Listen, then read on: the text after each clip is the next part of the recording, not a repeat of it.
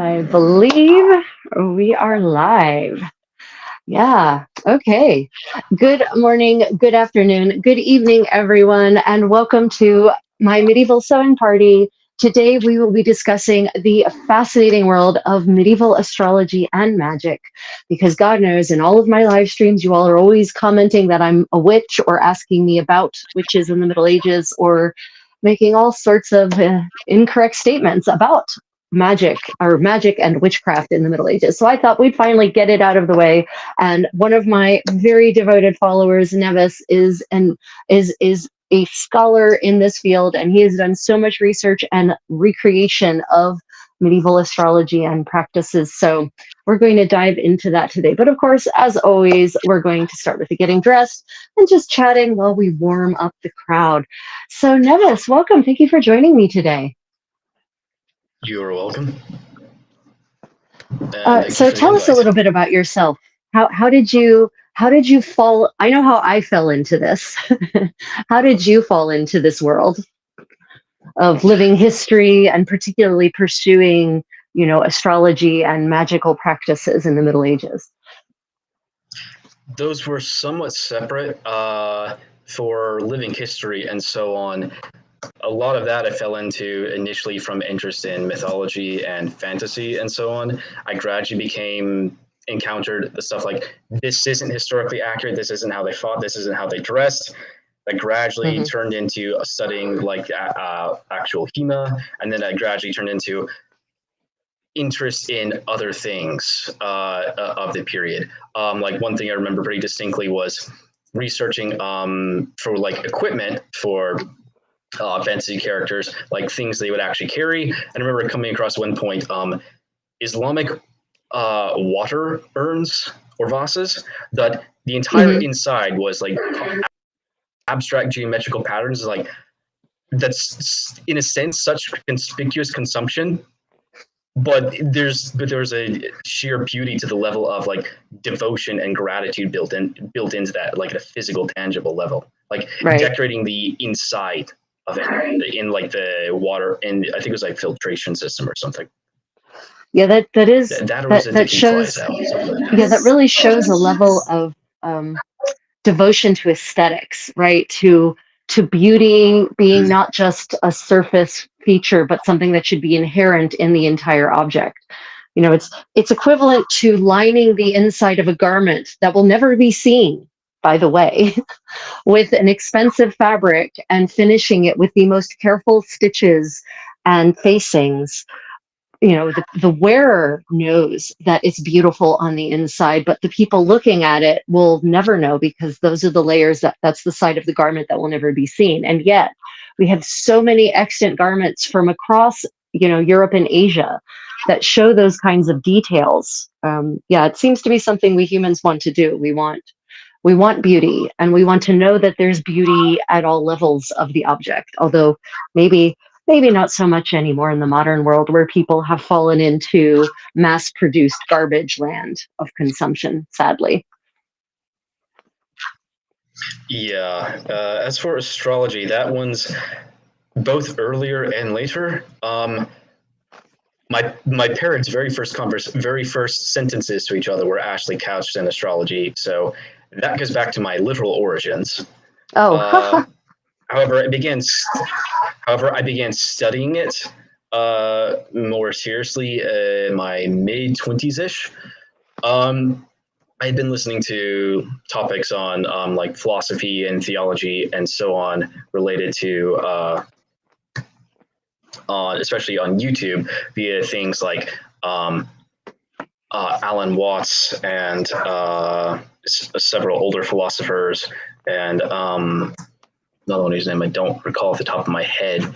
But eventually I found my way to the channel The Modern Medicist by Dr. Dan Attrell, and that led into Esoterica, and that he initially, at one point, did an interview with Chris Brennan of the Astrology podcast, by which there was a particular article that had got me seriously interested in astrology from more than like just something I casually looked into every once in a while, which was an article by Austin Kopic. And I had been actually interested in taking his classes, but by the time I was in a financial position, was able to do so, he hadn't updated his website in like 2 or 3 years.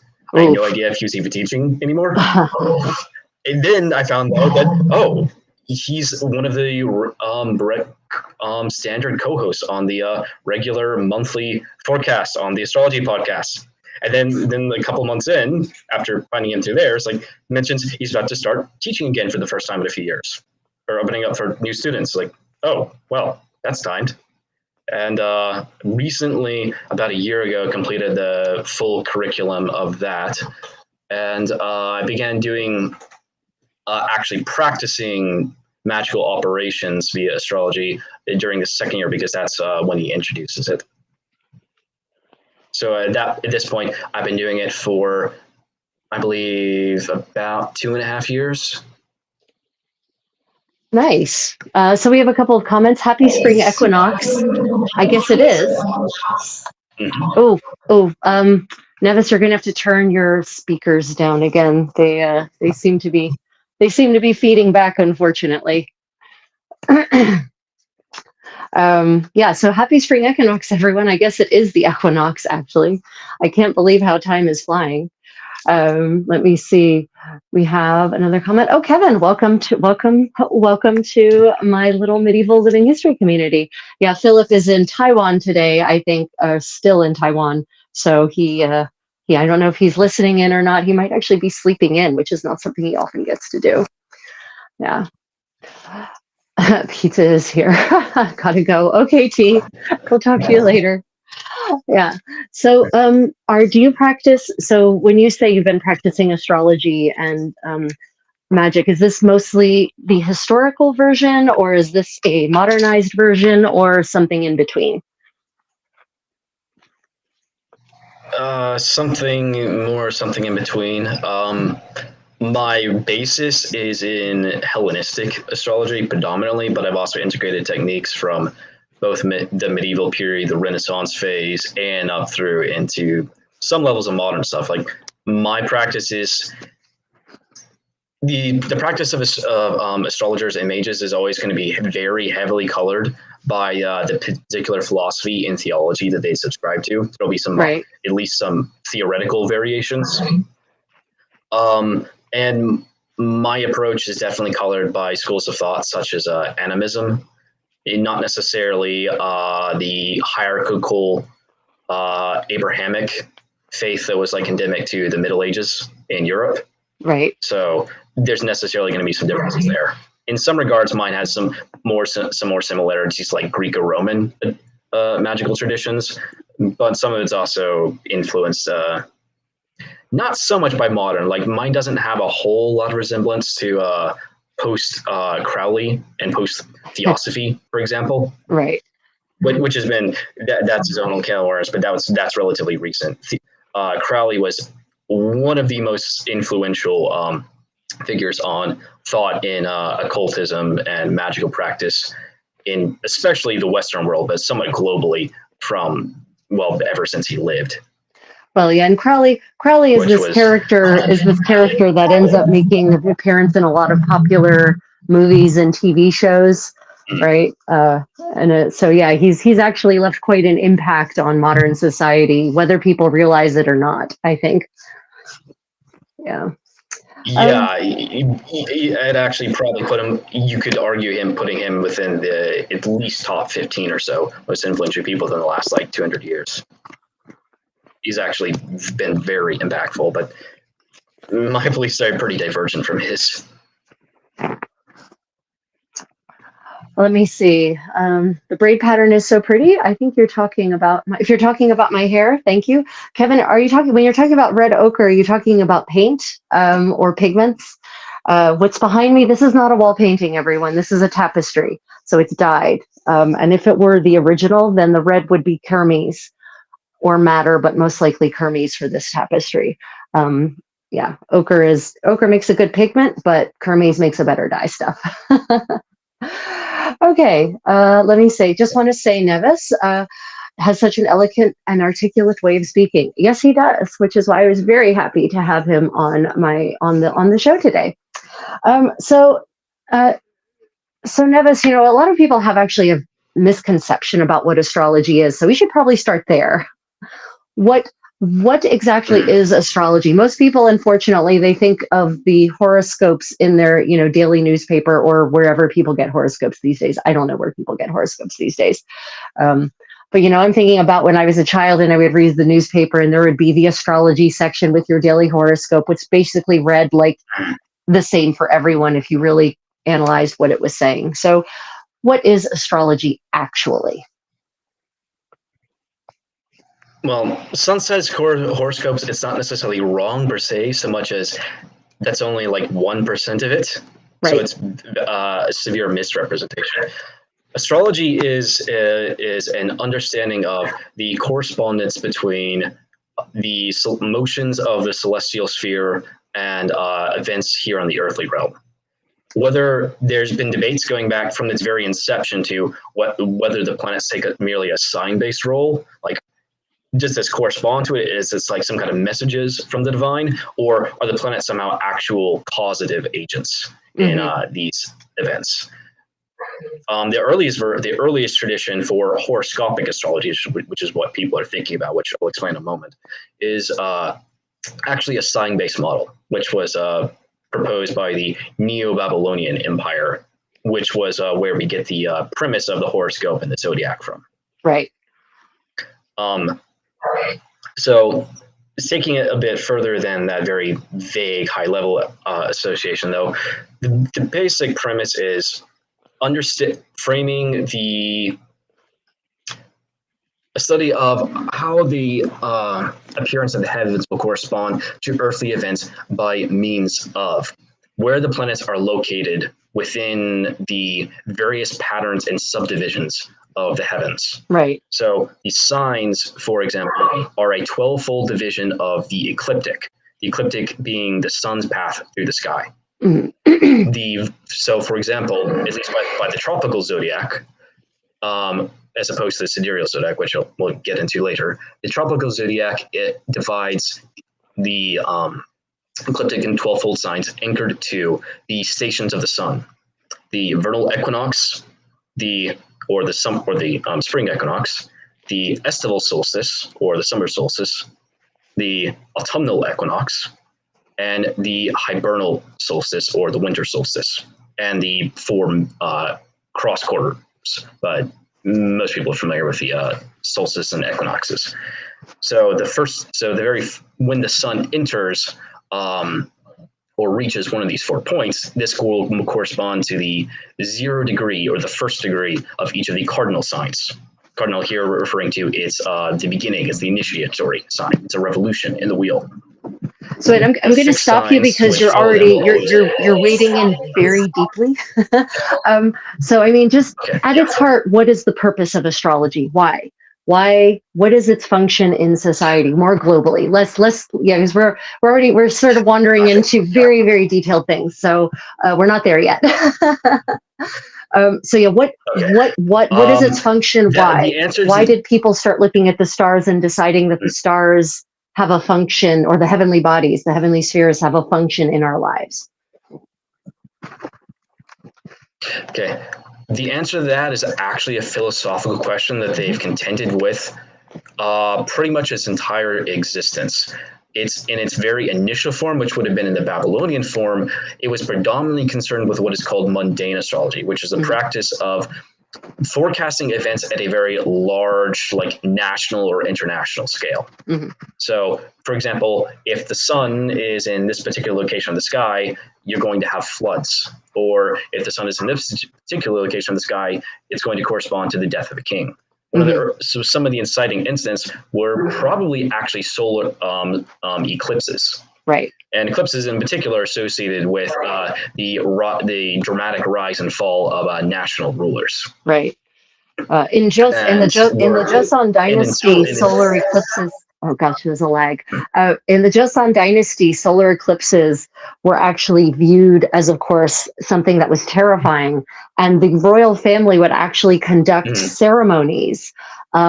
That musical, shamanistic dance and music ceremonies that were designed to, of course, bring the sun back. as you guess, as you know, they always worked. The sun always came back, but it was a good way. It was a good way for the royal family to show that they were somehow impactful upon the movement of the heavenly spheres. So that's eclipses. Eclipses, I think, have always fascinated and terrified people at some level. Yes, and that's usually built right into the astrological signification of eclipses in most traditions. The Right. Indians or the Vedic astrology or Jyotish have by far done the most with that, but that's been in there since the inception of horoscopic astrology. Right. There was some astrology before that, mostly related to the fixed stars, which the planets or planetoi, the seven wonders, were usually framed, understood as being stars rather than being physical planets in our solar system. But they were considered as different category because the fixed stars all move in one united whole. They don't move. They do drift relative to each other, but so slowly. We're talking about over the course of millennia. Whereas the planets, you can observe Venus being very different position relative to the sun in the course of a few weeks. Right. And you can do so without a telescope. which is a relatively recent invention, everyone. Yes, they weren't using special optical lenses for this. I think until like the very end of the Middle Ages or somewhere in the early modern period, and even then they were relatively rudimentary. Yeah, the earliest ones are like late 16th century. So it's it's sort of amazing actually if you view it from that lens. If you view it through that lens, it's amazing the sorts of observations that we as humans have been able to make even without high-tech assistance. And I do consider a telescope to be a high-tech piece of equipment relative to human technology. We actually have a question. Tomakor asks, what do you think of the astrological charts in the Old Farmer's Almanac? Do you think they were useful? Are they useful? Are they accurate? Have you looked at them even? I have looked into some, and that'll actually be that is a topic I was planning to cover. Broadly speaking, that was from the level within the Middle Ages, especially. That would have been Middle Ages and early modern period. That would have been the levels of astrology that general commoners and laymen could actually have access to. Casting full charts was always a relatively high barrier to entry activity because it involved a lot of mathematical calculations and referencing complex charts and tables and so on, which would necessarily mean that someone would have to be literate. They would have to be competent at mathematics at the scale of things like calculus and so on, or higher. Right. And therefore, you would also usually have to have some level of access to books besides the mathematical instruments. So, right. And of course, while casting charts was generally restricted. Sorry, I was going to say one thing a lot of modern people don't understand is the value of books. In the medieval era or even the early modern era, books were crazy expensive. Even with the printing press, that doesn't really change the cost of books very much because it's still a super labor intensive process. So yeah, to be able to own something like an almanac, for instance, or the books, just the reference sources in order to cast these charts, you would have had to have a lot of resources, a lot of financial resources. So it's not something that just anyone could do. Yeah. So casting a very particular chart directed to someone either in a scholastic position, like someone at a university, or someone whose clientele was usually higher up on the socioeconomic strata. For farmers' almanacs, though, you're observing the general patterns of the planetary movements throughout the course of the whole year. So you're not casting one chart for one person for one particular incident. So therefore, you're instead casting like maybe a couple charts or the general, just understanding when the planets are going to be over the general course of the year. So, and you're able to sell that effectively, especially once the printing press comes in. But even somewhat with wood prints before that. To a much wider audience and kind of mass produce for the same level of labor. So Farmer's Almanac were actually a way that commoners actually would utilize astrology, even if they didn't otherwise have a whole lot of access to it.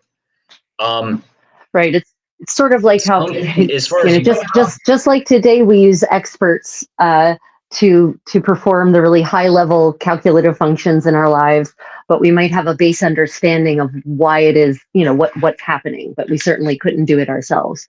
Most people couldn't engineer a car. They couldn't perform the calculations of torque and force and rotation in order to actually build something like that. But they certainly could. We understand basically how a car works. Most of us do. Anyway, I assume. That might be a false assumption. I might be applying my own level of curiosity to everyone else. But no, that's relatively accurate.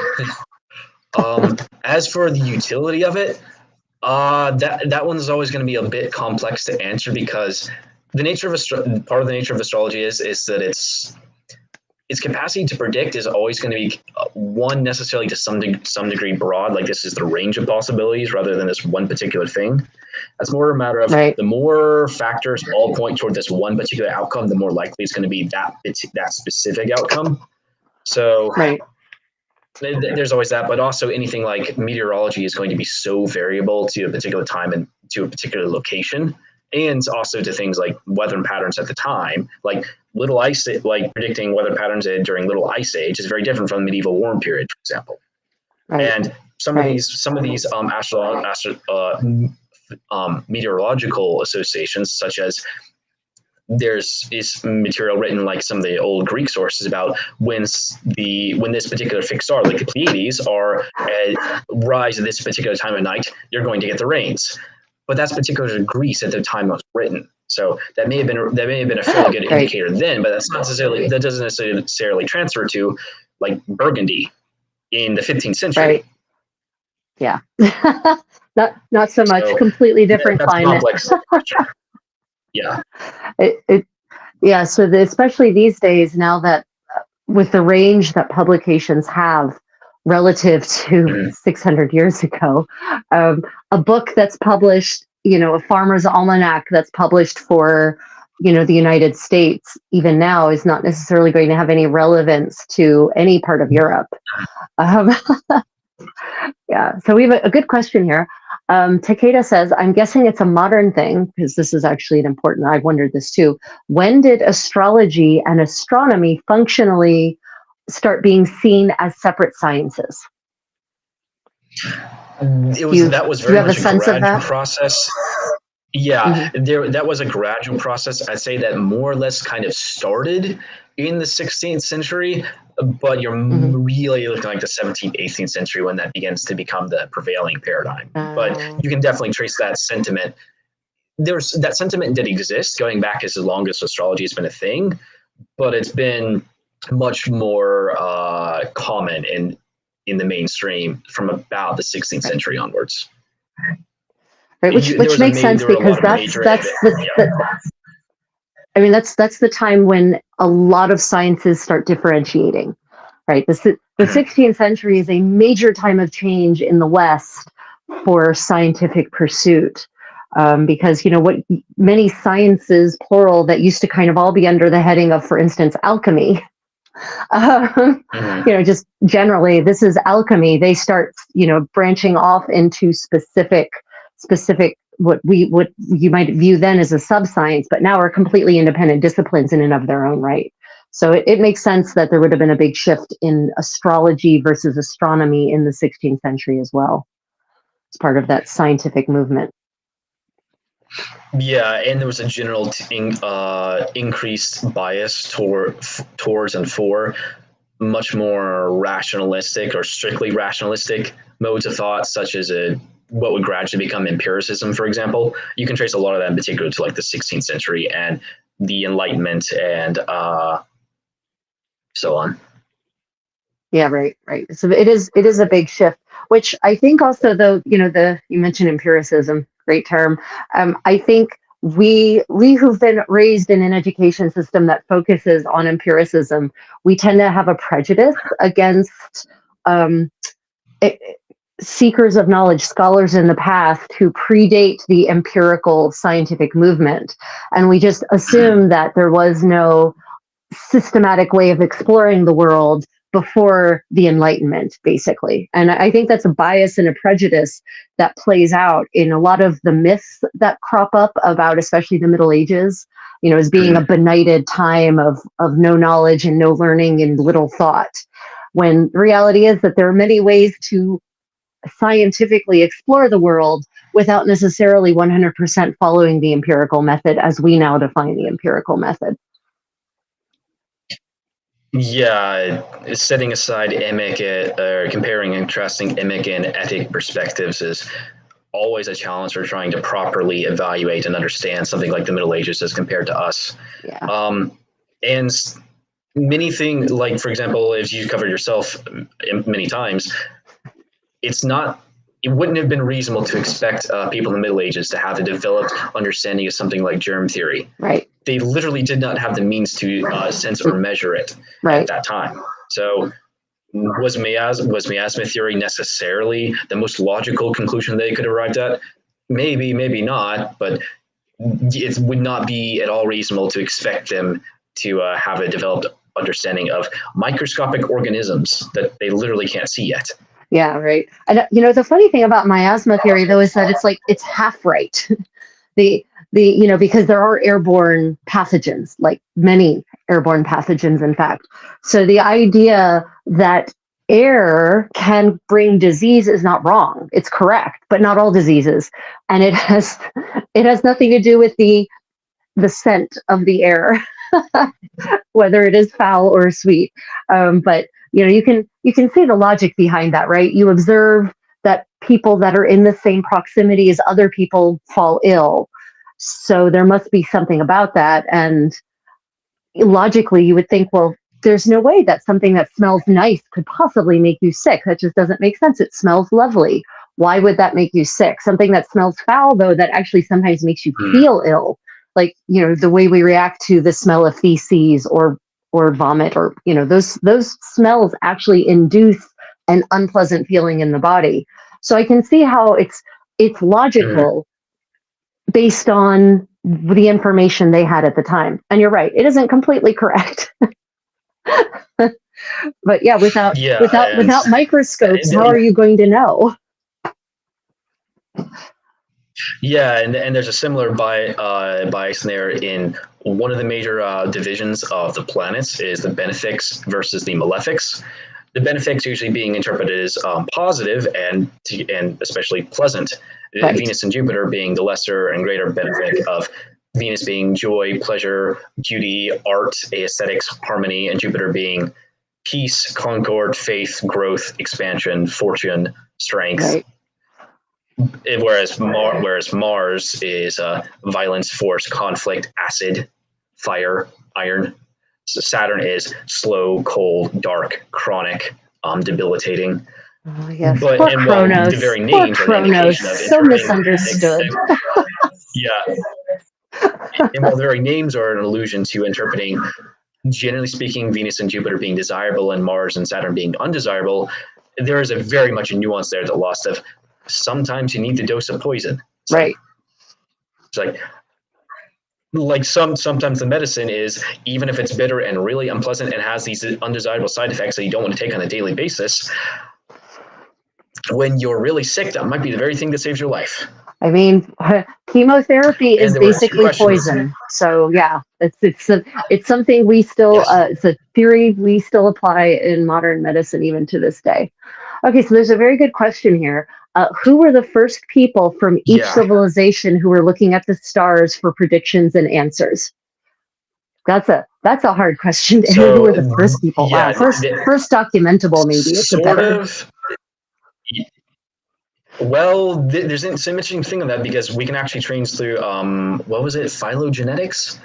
Mm-hmm. One of the means by which we actually track human migration patterns is specifically through variations in star lore. Mm-hmm. One of the major ones being, for example, some of the lore around Ursa Major or the Big Dipper. Okay. When we actually use that to perform rough calculate or rough approximations and comparative approximations of when certain groups migrated into and throughout North America, because so one of the stars, for example, was much more visible during around the late Ice Age, which was corresponded to, there was a divide between some of the migration patterns in there, and so you can actually track to some degree, or at least we hypothesize that we can track roughly when some of these people migrated based on changes in these particular stories. Yeah, that's yeah. So I studied we if you follow like the flood myths, and which cultures actually have an ancient flood myth, there's some theories about you can tell when those peoples basically kind of hived off from each other, because if they all sort of have this flood myth, then it's likely or possible that they were still one tribe. I'm going to use that word very loosely here. One tribe, at the time when some kind of great cataclysmic flood actually happened, and that, because the Maori have a myth about a great flood that covered the earth, for instance, and they split off from the human population a very long time ago. So it is very interesting to be able to track those sorts of things, human migration and human development through beliefs that may be shared or passed down, continue to be passed down. Yeah, and it is also a very fascinating evidence of just how stable some of these storytelling traditions are, because this would put some of them at something like roughly 15,000 years old. Right. Some perhaps even further. Which isn't to say, and I would never suggest that those stories have been completely unaltered in the intervening millennia. However, the core, there is a core. No. There's a shared core. Yeah. As for predictive astrology, that's more difficult to answer, and there's also definitely in some sense two answers, because there's the sidereal level in reference to the fixed stars, and then there's the not necessarily tropical, but the level concerning the planets, the wandering stars. The premise of mapping and making astrological predictions on the wandering stars, which is mostly what people are thinking of, is that roughly 2,500–3,000 ish years old. There was some level of pre-horoscopic astrology, for example, the Egyptian decans, but that was more of a ritual ceremonial thing comparable to like the nakshatras of India, rather than necessarily a predictive technique. The predictive technique, when it really comes in, is the Neo-Babylonians, and perhaps especially in association with the Magi of Zoroastrianism under the Neo-Babylonian Empire, who were the creators of, as far as we're aware, the first zodiac. Oh, that's the ones interesting. From whom the Greeks. The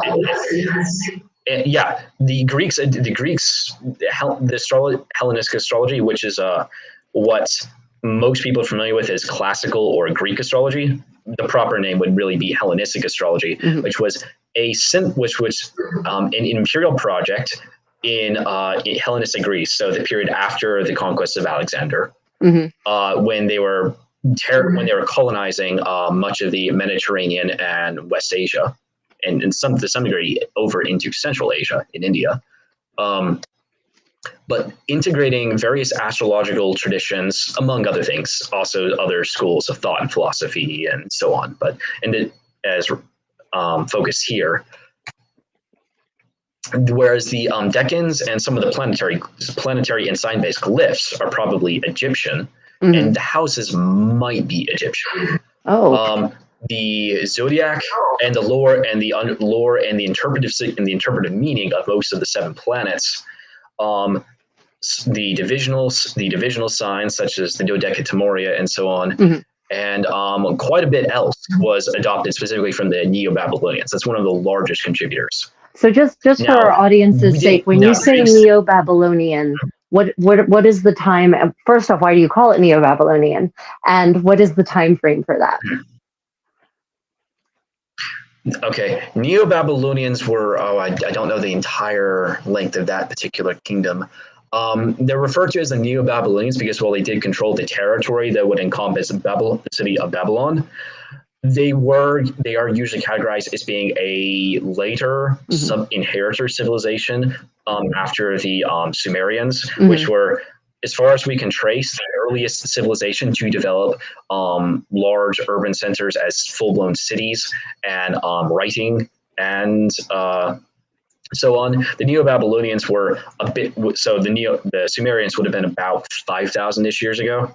Right. The Neo-Babylonians were looking more up until something like 3,000 years ago, up until basically the conquest of Alexander. Right. Because the conquest, after the conquest of Alexander, it was subsumed into the Seleucid dynasty. It was, yep. Yep, and under this, one of the things that they adopted was these practices of interpretive astrology, particularly mundane astrology. This was almost the only form that existed at the time, making large predictions, things about the affairs of kings or so on. But it was about this time, like maybe slightly before Alexander, but it was especially under the early Greek or Hellenistic project, where they began really pioneering the premise of natal astrology as the second major branch. Natal being as in natal, as in nativity, as in astrology of a birth. So looking at the astrology of one particular person's chart in life. Right. And this would actually become very important to it. And this will tie back into, I know someone else already asked this question, so it's good to return to it. One of the major points of this at the time, because from the Greek level, several major schools of thought were highly influential in developing Hellenistic astrology, such as some of the star lore encoded in Orphic mystery schools and traditions, Pythagoreanism, especially like geometry. That's actually built into a lot of things like the aspects, which are relationships between the planets that indicate how the planets are interacting based on their mathematical distances relative to each other. And Stoic philosophy. Stoic philosophy was highly influential.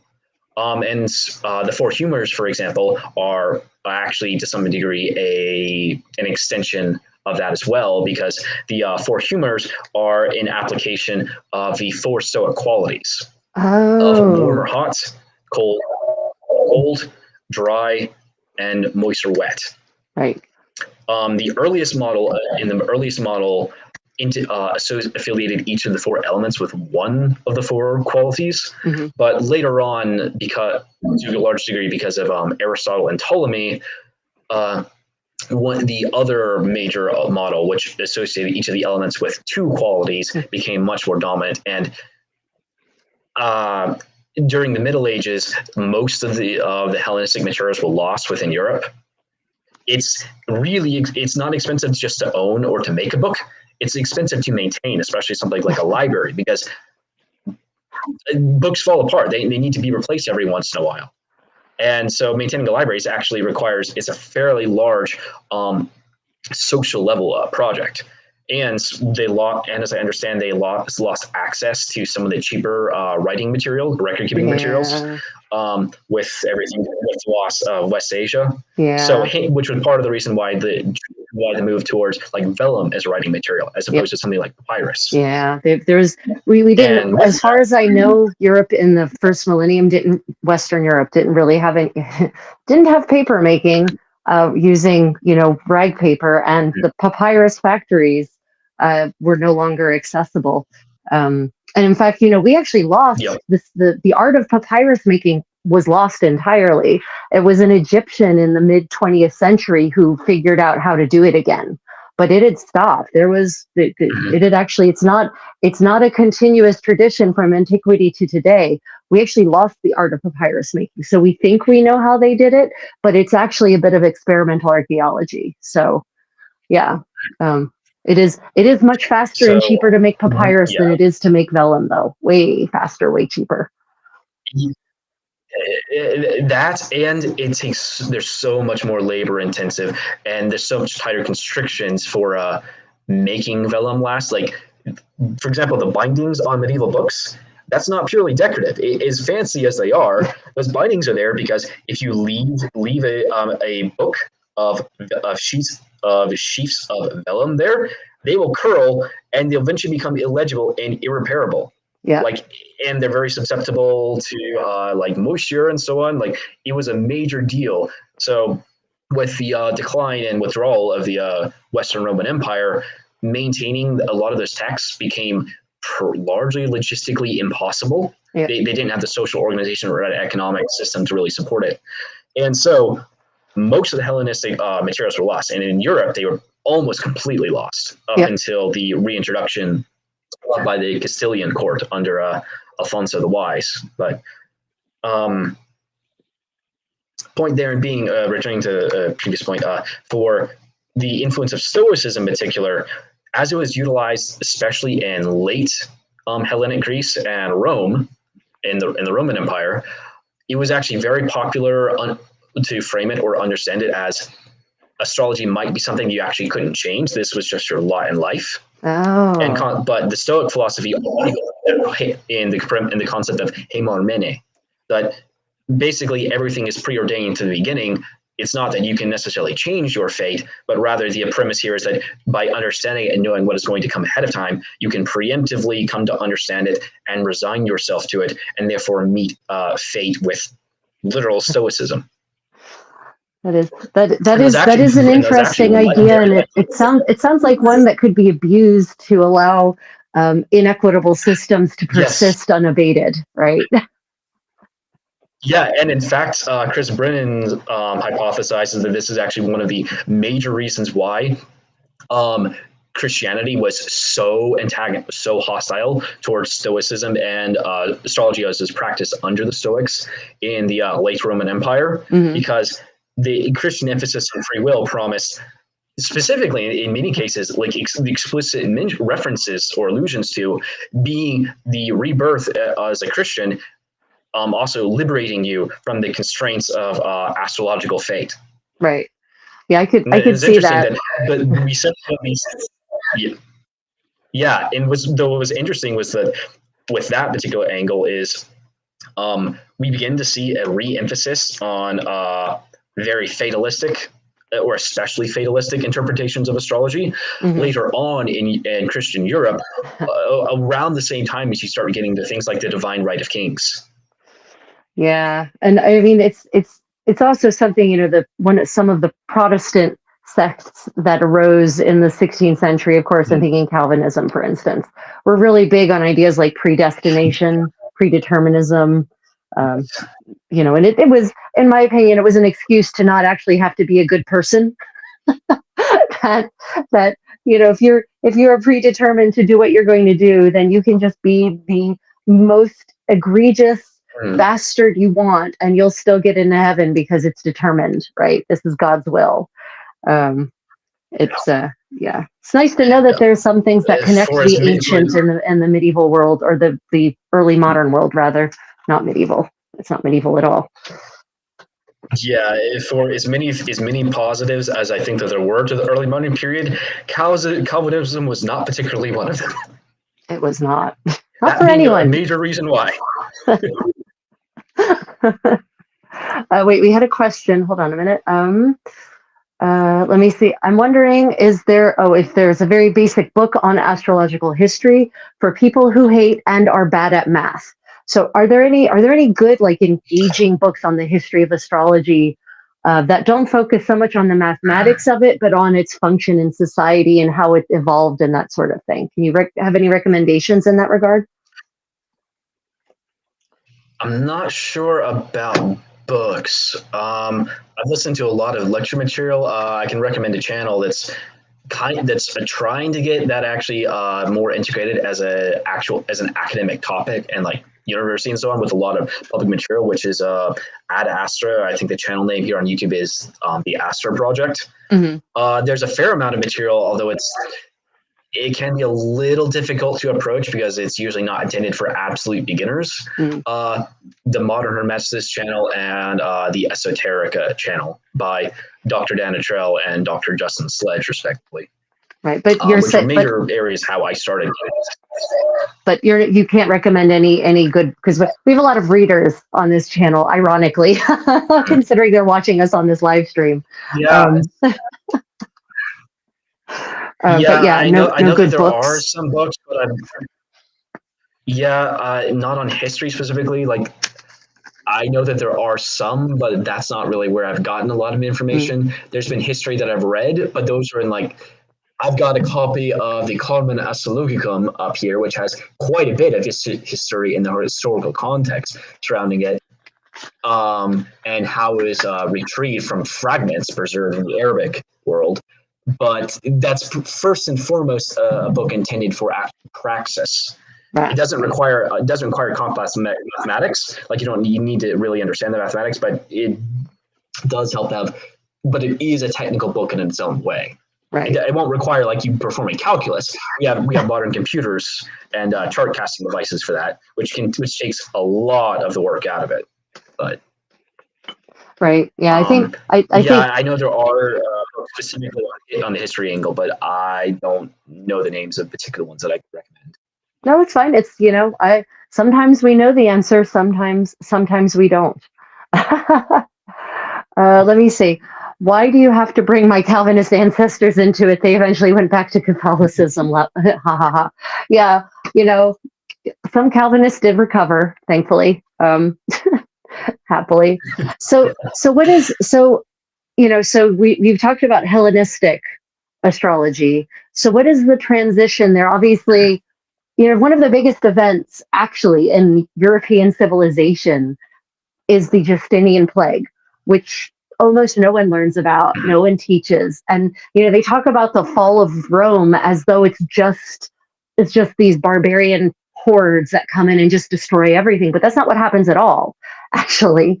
And so I actually it wouldn't surprise me. I don't know if have you been able to tie a recession of Hellenistic astrological practices to the Justinian plague as well?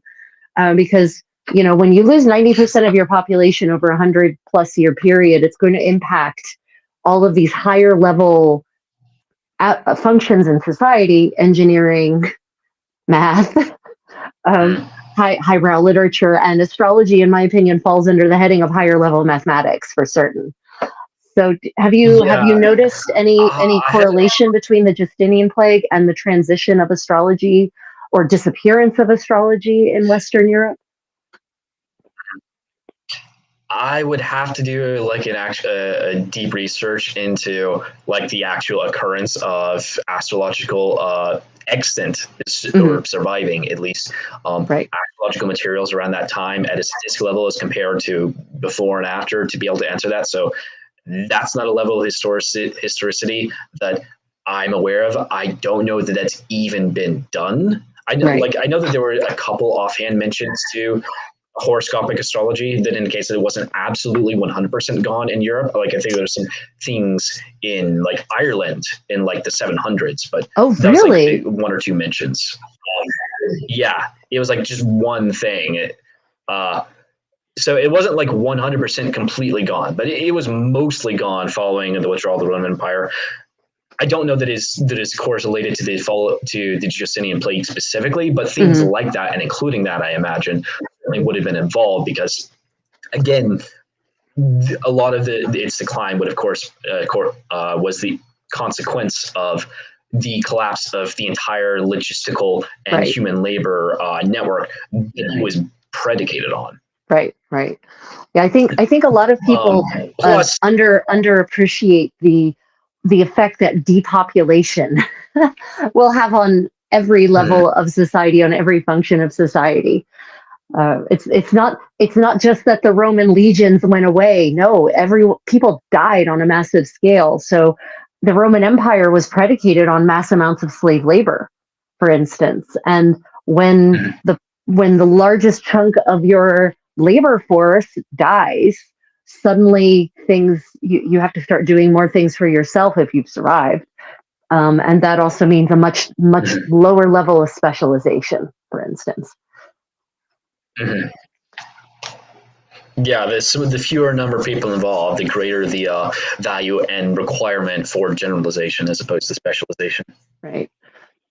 As for how that transition, as for how it does come into the Middle Ages, while it disappears in Europe during the early Middle Ages, almost completely, it is picked up a couple hundred years later and like sort of carried through, sort of revived in the Islamic world, especially in the Abbasid Caliphate. Around Baghdad specifically.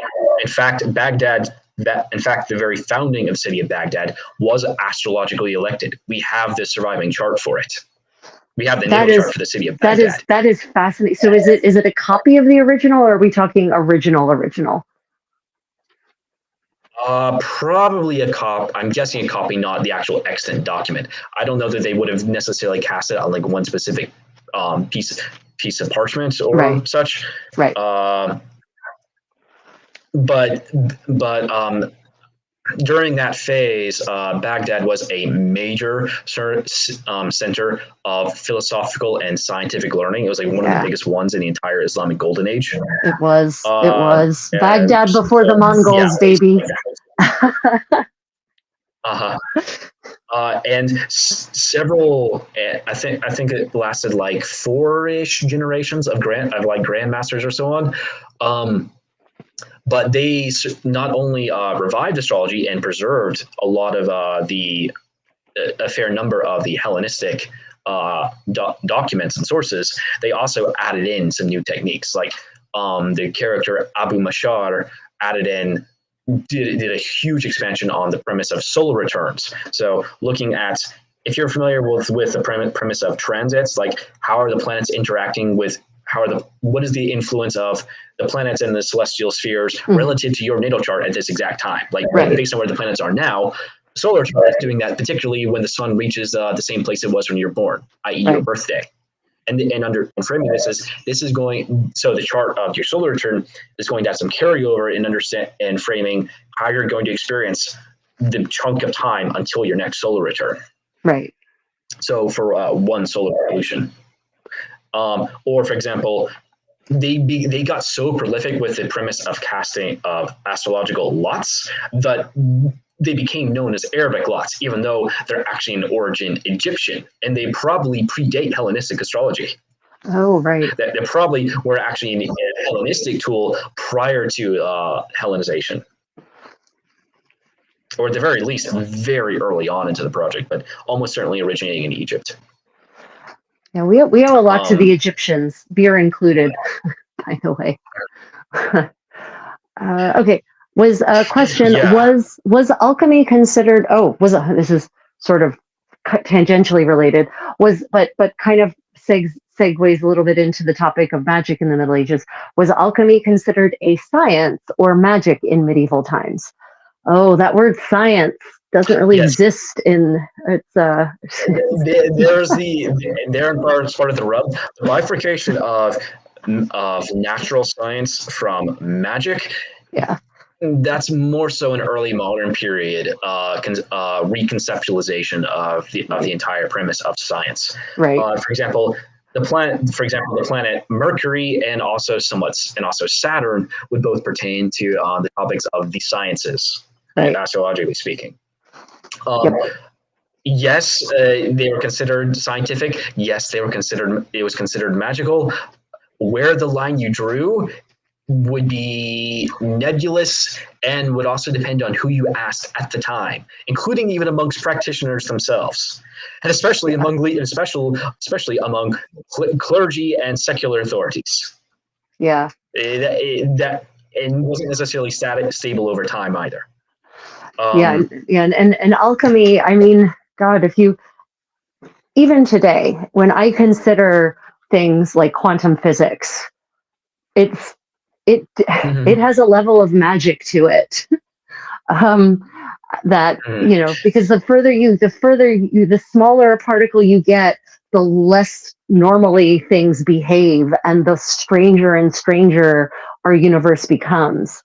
So I'm not certain that even today we should necessarily divorce, science from the magic that is our universe.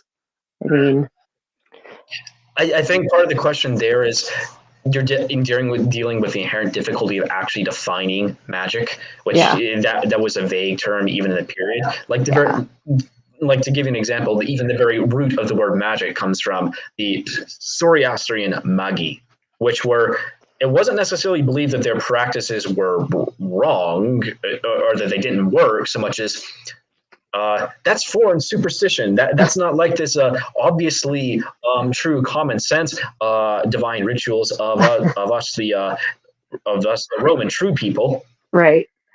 Orientalism, like there's an inherent Orientalism actually encoded into a lot of attitudes towards quote unquote magic that's been in there. Well, basically, it's earlier than the word magic itself. But the point being, I was going to say there's been a prejudice against the East, in capital E, the Levant, the Orient, to use the old meaning of that word, right? There's been a prejudice against the Levant since the Roman Empire. Right? They even in the ancient Roman Empire, there were severe prejudices against the corruption and the decadence of the East. Those that actually predates the Roman Empire. You can trace that to, at minimum, back to the Peloponnesian War. Yeah, at a minimum, at an absolute minimum. Yeah, because that exact narrative was built into the Athenian Spartan narrative and propaganda that we actually have, like, just straight up surviving. Like, we actually have the textual evidence of them saying this stuff. Yeah, so that goes back to at least the Peloponnesian War. It does, and even in the Middle Ages, that continues. The reason we don't call the Byzantines Romans mostly, or Eastern Romans, we call them Greeks. Right, we refer to it as a Greek Empire, is because somewhere in about around the year the 11th century, during sometime around the Great Schism, there's this shift in viewing the Eastern Roman Empire as a Roman Empire. The inheritors of the great legacy of Rome, to a Greek Empire. Those corrupt Greeks, those decadent Greeks, they are not the true inheritors of Rome. They are not strong. They are not powerful. We, the Holy Roman Empire, we're the true inheritors. We're the true heirs of Rome.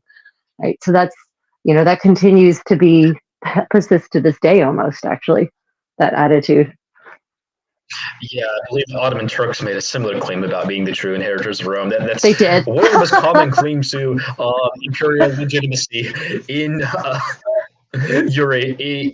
from West Asia to Western Europe for the last 2,000-ish years. Yeah. I think Mehmed the Conqueror called himself the Emperor of Rome, actually.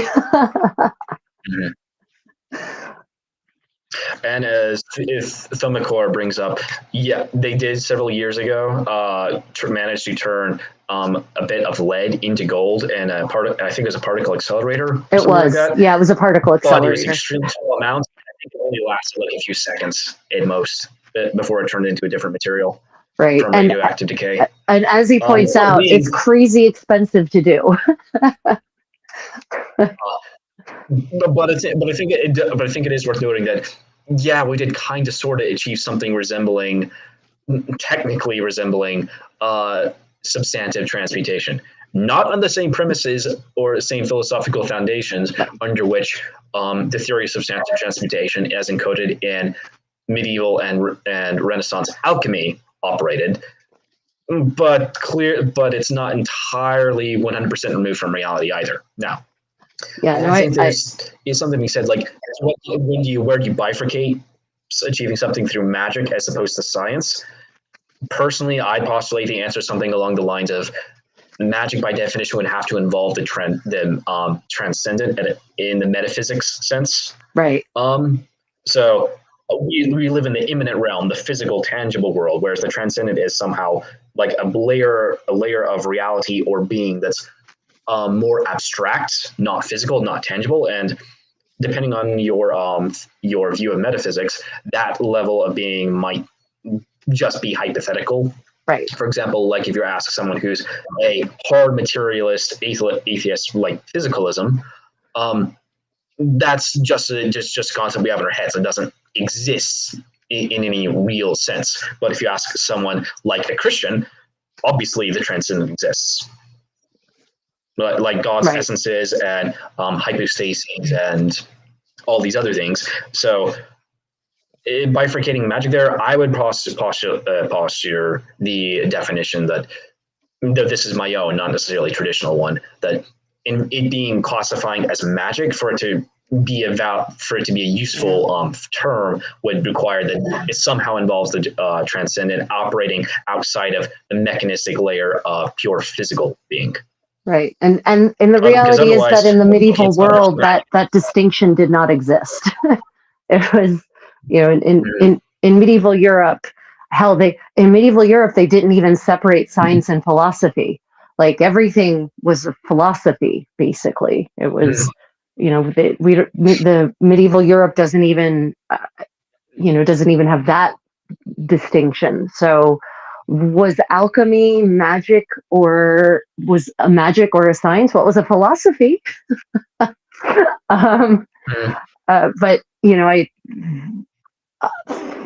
for most medieval people, the transcendent was a part of their daily lived experience. So they wouldn't have distinguished those, most likely, if you read the texts. Yeah, the premise of hard atheist physicalism, we don't really see that show up. I think Gresham. There's a lecture by Gresham College, I believe it was by Gresham College, that postulates that atheism may have been more common than we may have assumed or understood from surviving material, just due to the nature of where it actually showed up historically, and a lack of clear, articulate arguments rather than it actually existing. Plus, physicalism was definitely not the dominant worldview, nothing remotely approaching how common and influential as a school of thought it is today. So I agree. Broadly speaking, it took the existence and being of the transcendent being real for granted, like it was so obvious. Yeah, it was just a part of daily life, and occasionally a heresy, in quotes. I can't make air quotes, but imagine me making air quotes. A heresy crops up that counters the party line, right? The standard church dogma. And sometimes those heresies are just kind of allowed to exist and not really, because they're not viewed as a threat. And then sometimes those heresies are perceived as a threat, and then they're quashed. But for the most part, okay, the Cathars had a weird heresy. The Cathars had a really weird thing going on. And of course, they were accused of sorcery and witchcraft. They're accused of being full-on Gnostics, which I think, like, I can see where you're coming from. I don't think they quite qualify based on even what they allegedly believed. Yeah. But yeah, they're definitely. But the beliefs are definitely out there. Yeah, they're crazy. I don't think Catharism would have actually propagated very far, much further than it had if they'd just been left alone, because I think eventually, like many of the cults and sects that have cropped up over the centuries, they don't necessarily survive the second generation for very long. I don't think there was any danger of that ever taking over. It was just too esoteric. Using the more modern connotation of that word, not the technical one. Catharism proper, definitely not. Some of the ideas that were contained within it that they were concerned about, some of them actually did propagate much further, though not in Catharism specifically. Yeah.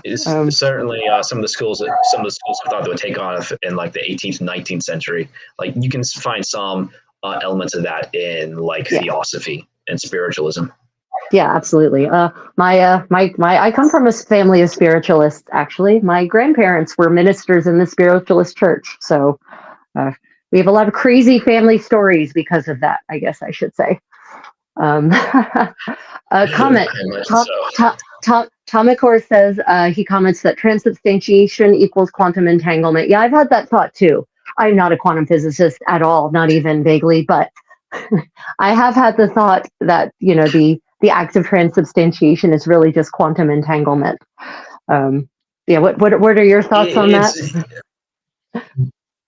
It's not quite the same thing, but it's definitely worth bringing up that parallel. The theory of substantial transmutation was that you could reduce everything down into the four base elements, and by recombining them in proper forms and ratios, you could create a more perfect substance. There's obviously some level of comparison to reducing things down to subatomic particles and recreating atoms and by extension molecules of various chemical elements to that. It's not exactly the same thing, but there obviously is a point of comparison. Right. But the theory of substantial transmutation was there was an inherent level of theology built into it that's not in quantum entanglement. Like this was very embedded into schools of thought, into premises like the universe is basically like all of matter and energy is bifurcated into like a polarity of like not necessarily masculine or feminine in the Hermetic or the Western alchemy, although that does show up in like Eastern alchemy as yin and yang.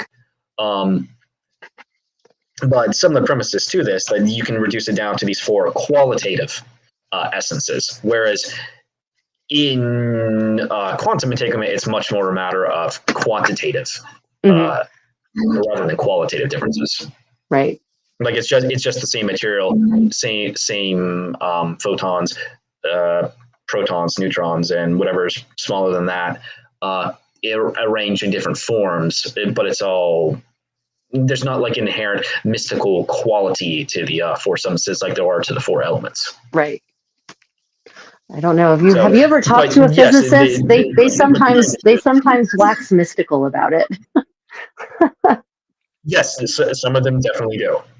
No does there. Right. Okay. Comment is the Cathars. Back to the topic of the Cathars and their strange heresy.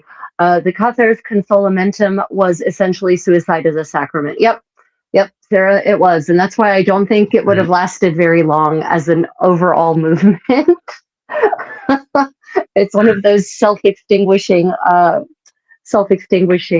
movements, really. Let me see. Tomikar says, I'm talking about the Roman Catholic doctrine of Eucharist plus quantum entanglement.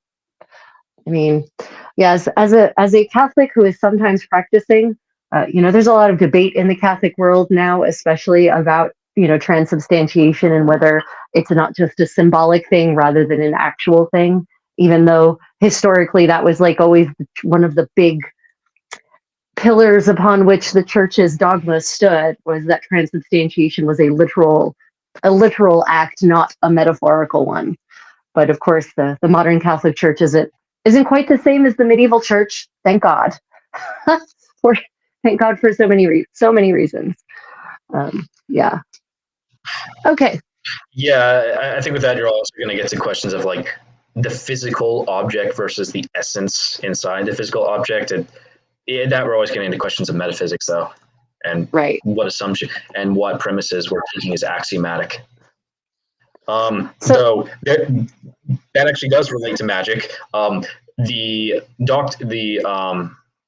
sacrament specifically of what? Oh man, I'm blanking on the word. Not consumption. The Eucharist is involved in which sacrament is it? Communion. Is it? Communion. I'm blanking on the term. Communion. Yes, communion. Communion is almost a 1-to-1. It's like 90%. It's like 85-90% accurate to some of the theurgic rituals laid out by Iamblichus of the Neoplatonics. It's like very influential in it, clearly.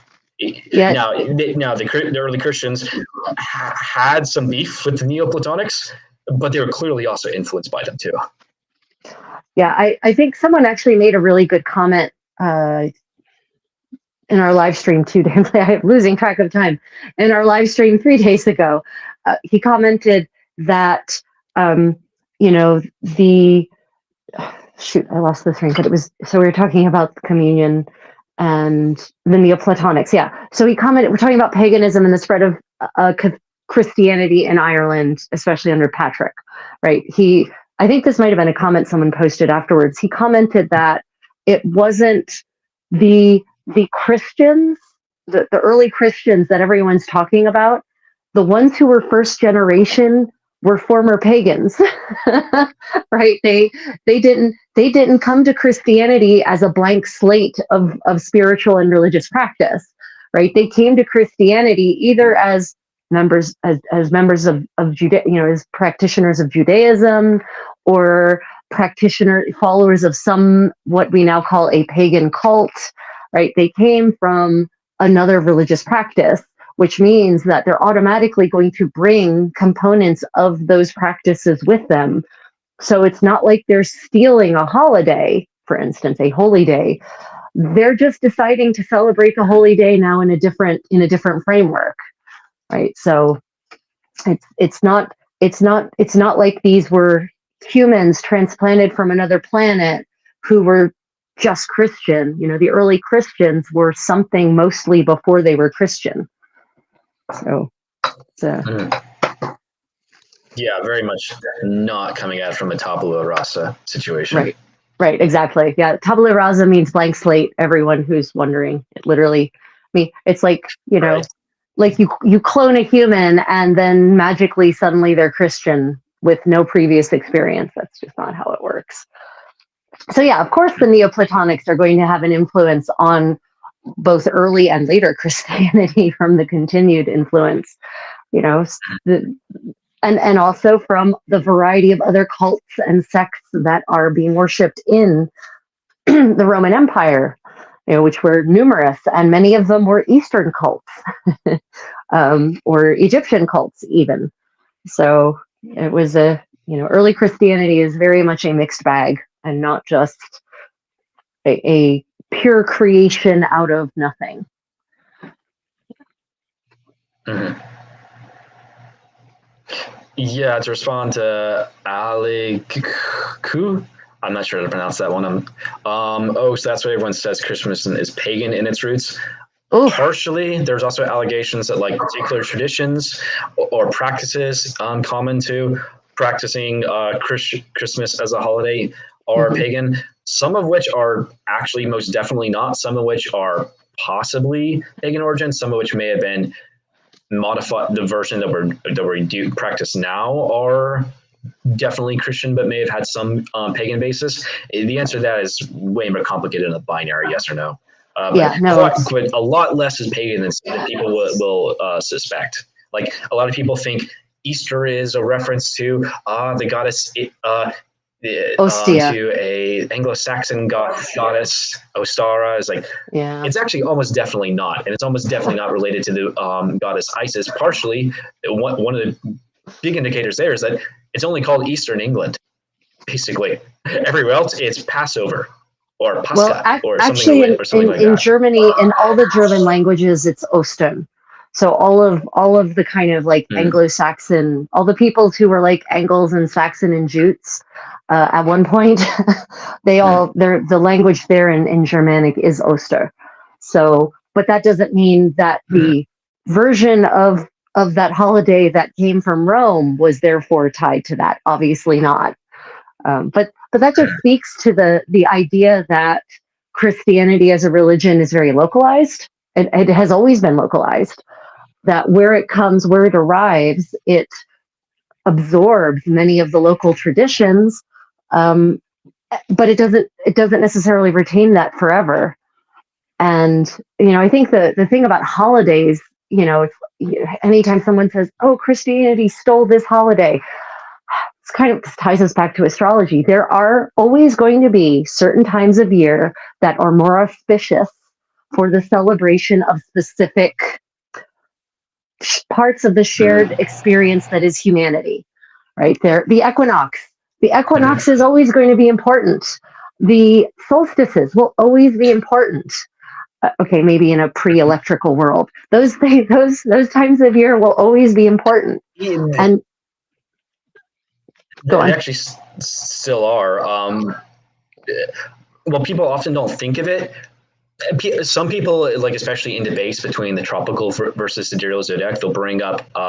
It'll often be alleged that the tropical zodiac is rooted or based on the seasons.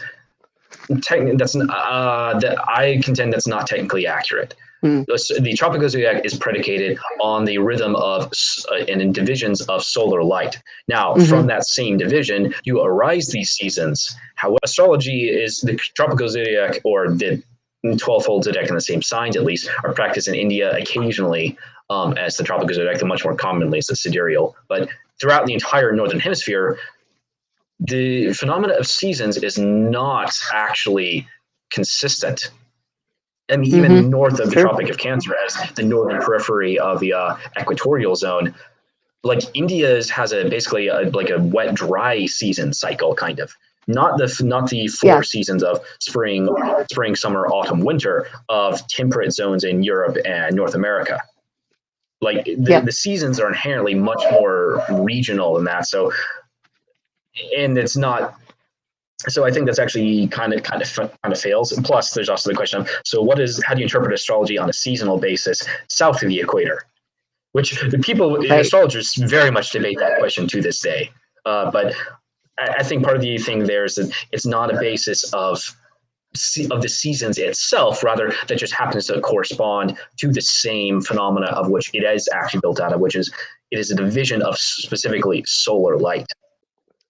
Right. Because Cancer, the 0 degree, the first degree of Cancer is the estival solstice. This is, to bring in some of the Egyptian stuff, one of the most consistent and long-running teaching tools of astrology was what's called the Thema Mundi, or the birth, which is usually conceptualized as either the birth chart of our entire world, or of God, or of the planet Earth, or Gaia, or something to that effect. The birth, it's the natal chart of our cosmos, however you define that. But notably, the ascendant, the ascendant is always the eastern horizon, which the ascendant is much more akin to what people conceptualize as being their birth sign in sun sign horoscopes. The ascendant is the only house of the 12 houses, dividing the entire path of the ecliptic, which always corresponds very specifically to you personally, individually. Because the first house, where the eastern horizon, where objects are coming up over the horizon, coming into being, where they become visible in this manifest immanent world. Therefore, this is where things are coming into being. This is where they are born, and this is you. This is the house of your psyche, your body, your personality, you specifically. Other things in the other 12 houses may relate to the topics that are very, very much not you, like the Western horizon. The 7th house is specifically primary pivotal others in your life, business partners, spouses, arch enemies, and so on. But the first house, the ascendant of the Thema Mundi, is specifically the sign of Cancer, and also with the planet Jupiter there directly on the ascendant, right at the horizon. And this is built into, among other things, the mythology of Sumeria and Neo-Babylon, well, more properly, Mesopotamia, and Egypt, perhaps especially Egypt, because the Egypt calendrical system was predicated on the new year was actually anchored to the estival solstice, or the summer solstice, because this is when the very gentle annual flooding of the Nile, which corresponds to the entire, which is the basis of their entire agricultural system, and therefore their entire civilization. And there was something similar with the flooding, the much more catastrophic flooding of the Tigris and Euphrates in Mesopotamia, where the oldest civilization that we know of, Sumeria, came from. Which was, so there's this very strong basis of understanding the first house of this world being fundamentally that of water. You'll find different schools of thought in philosophies from antiquity of which element comes first, especially in there's a major argument among the pre-Socratics in Greece, for example. But one of the most common answers is water. That water is like the primordial substance, or some kind of liquid watery thing, at least like elemental water, is that from which everything else in creation came into being. In Sumerian and Neo-Babylonian mythology, we have this explicitly laid out in all of creation coming from Tiamat and Apsu, or the fusion of the masculine fresh water with the feminine salt water, which begat the gods, which from there begat the rest of the cosmos and the mortals. Right. Yeah, I think it's very interesting that many origin myths, creation myths rather, contain the idea of water coming first and everything arising out of water. But as we understand the evolution of life on our planet, that's actually true. That's not.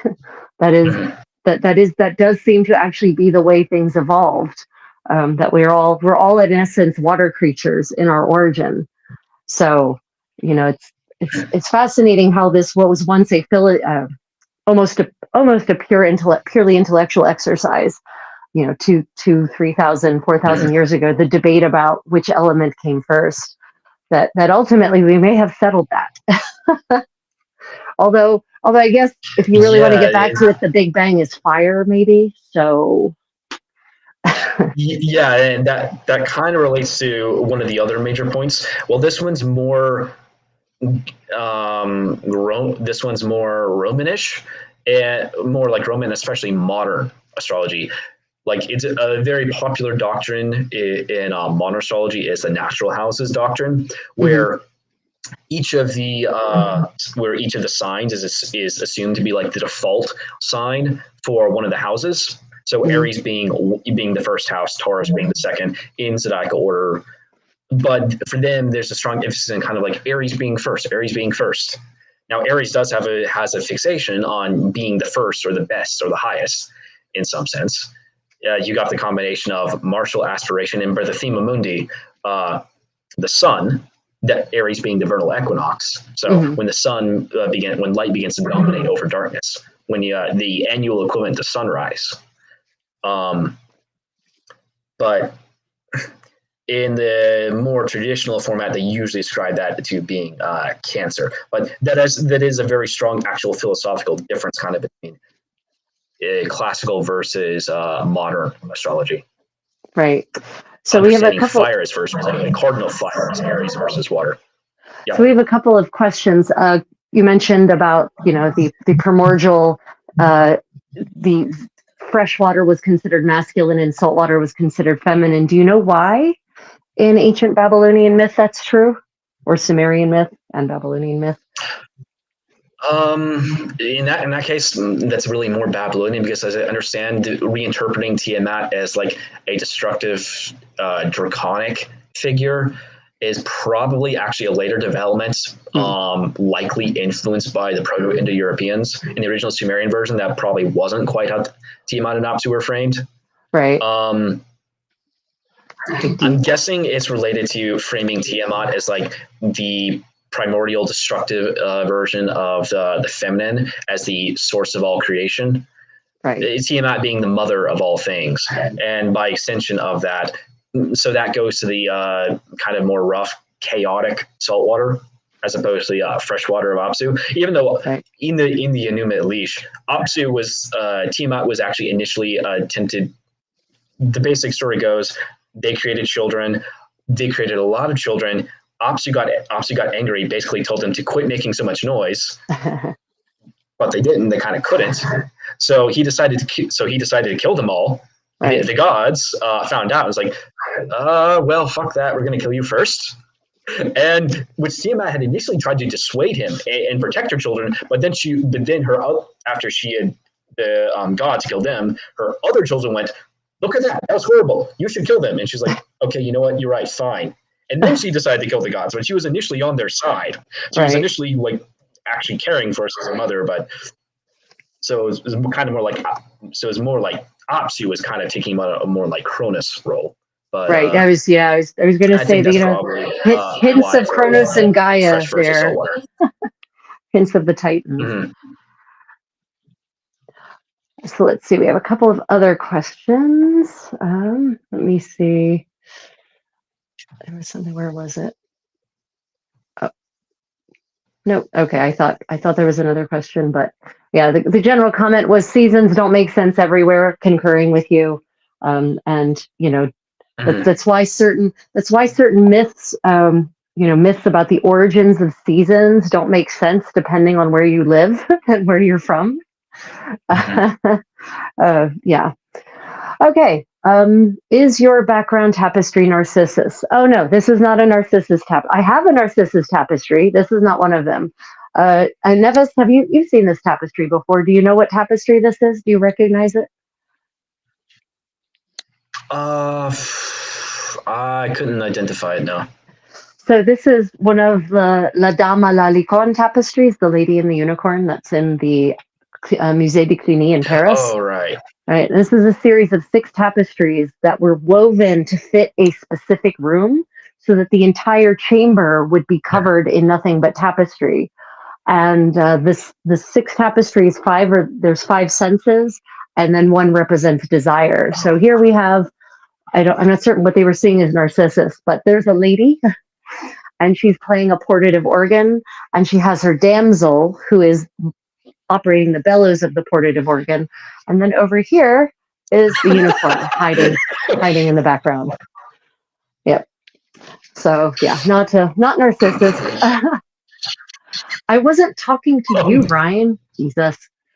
My mom has a theory that these kind of stories are made to. Yes, I know, because you helped buy them. We bought most of these tapestries during COVID. I'm actually not sure which tapestry this is. I was recently got it from a SCA member who's moving and was dumping a lot of their things. So I'm not sure which one this is. This is the first time I've taken out since I got it with those. It's a little recently. Blurry. Your camera's focusing on you. Oh, that's the Narcissus. Your tapestry looks like the Narcissus tapestry. Is there a man bending over it with Narcissus written on his hosen? It was Narcissus in the background. Who? That was my question. Oh, to whom? To me? To whom? Oh. Okay, I don't know what's going on. Your tapestry looks like Narcissus. Actually, if there a person, if there's not a person, it's not Narcissus.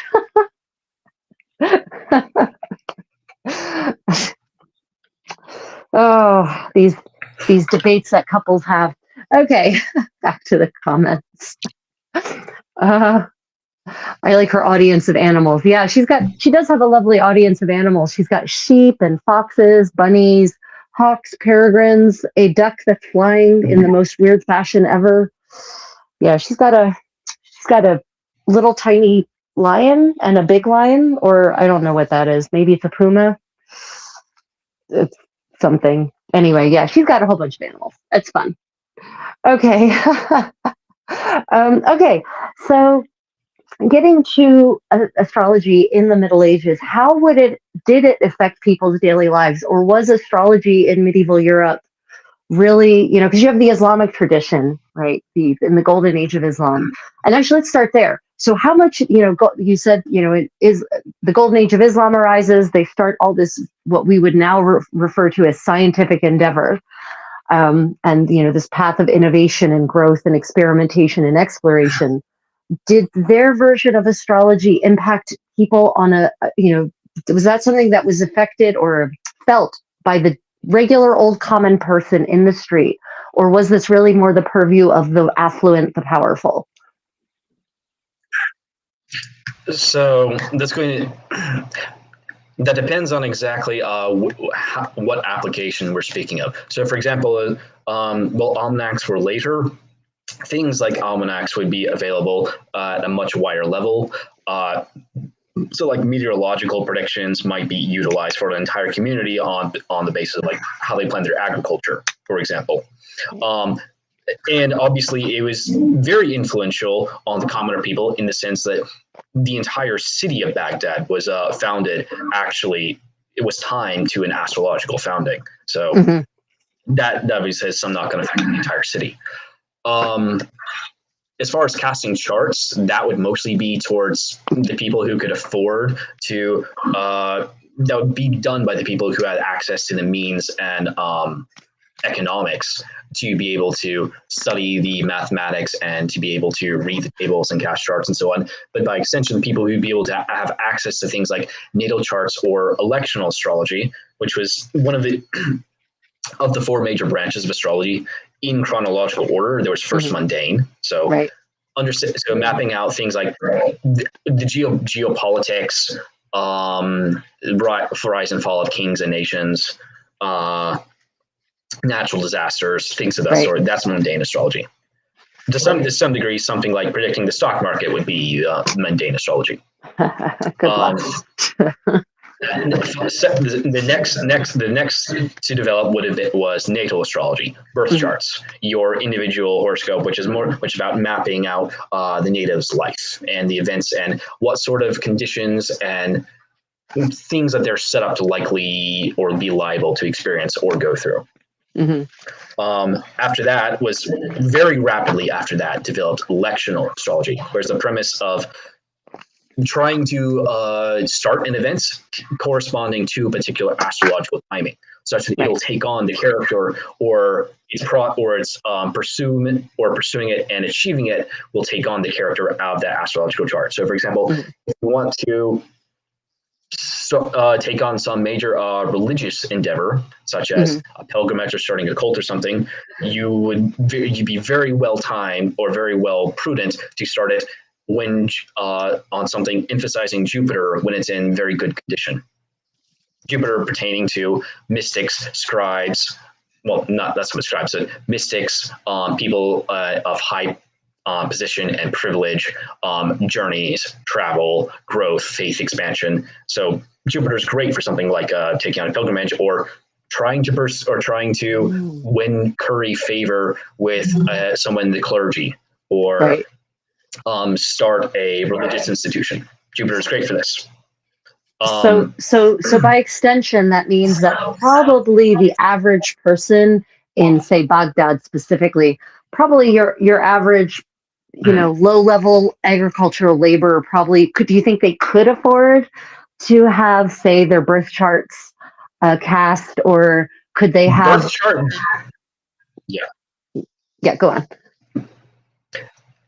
Yeah. And well, to finish up, and then the fourth and pretty much final major branch being, I'm blanking on the term, but the premise of going to ask questions for which astrology answers, which hypothetically the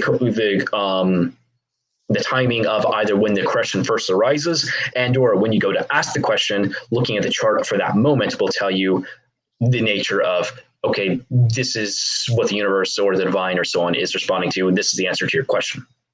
Or these are the conditions relating to your question, and from there you can infer answers like to answer their question.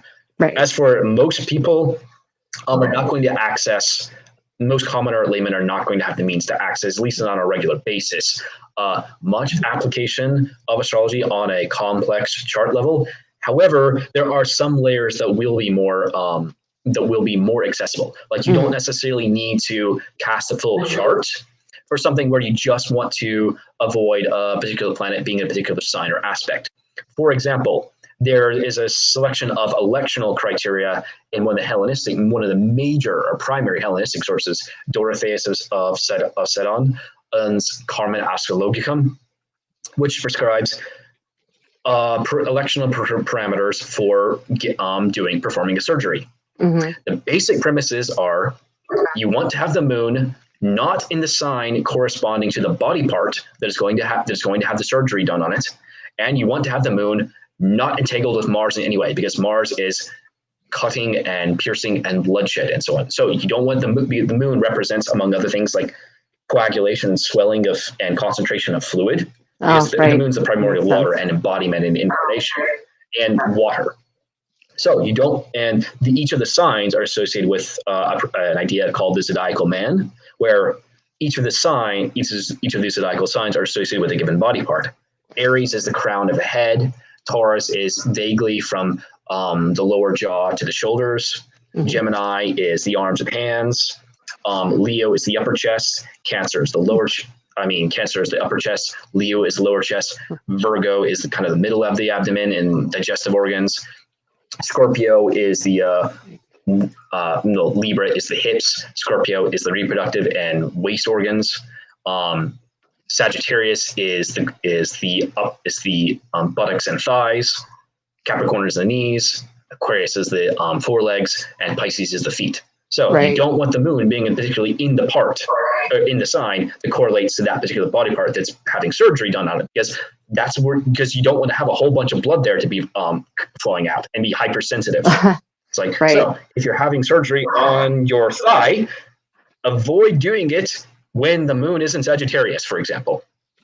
And avoid doing it. And you think the average person could have consulted an astrologist in order to ascertain when the auspicious time to engage in this surgery would be? Would that again be something that only people with, a decent amount of income could have afforded? Broadly speaking, yes, because you don't actually have to do like a full chart casting. Mm-hmm. An astrologer would broadly speaking know where at least which sign, for example, Mars is at the time.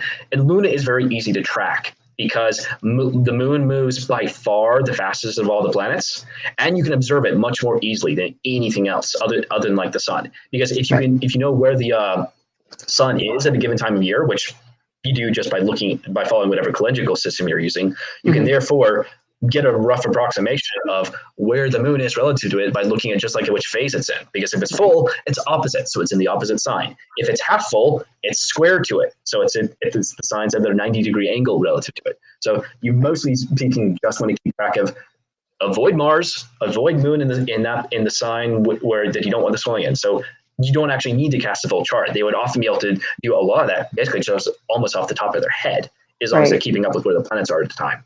So it could have been a relatively inexpensive consultation, is what you mean. Yes, and that's actually one of the layers of astrology that was relatively or much more commonly affordable and accessible, and one of the ways even laymen who weren't of particularly high means would interact with astrology. And that was true both in the Arabic world and in the medieval and early modern world too. Oh, interesting. In fact, in some places, I think specifically in Bologna, for example, like late medieval Bologna, it was actually astrology was actually a required part of the curriculum for a medical license. Yeah, astrology was part of the standard liberal arts education.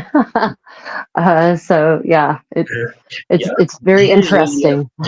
Usually taught either under medicine and or mathematics. Right. Specifically. It was usually not a field so much unto itself in the university system, but it was a standard part of the curriculum during the high and late Middle Ages. Right. Okay, I just want to pause for a moment. Go check out the comments. So first off, Daftman just wants to say this is a very interesting format. Appreciate that feedback. I do I like this format so much.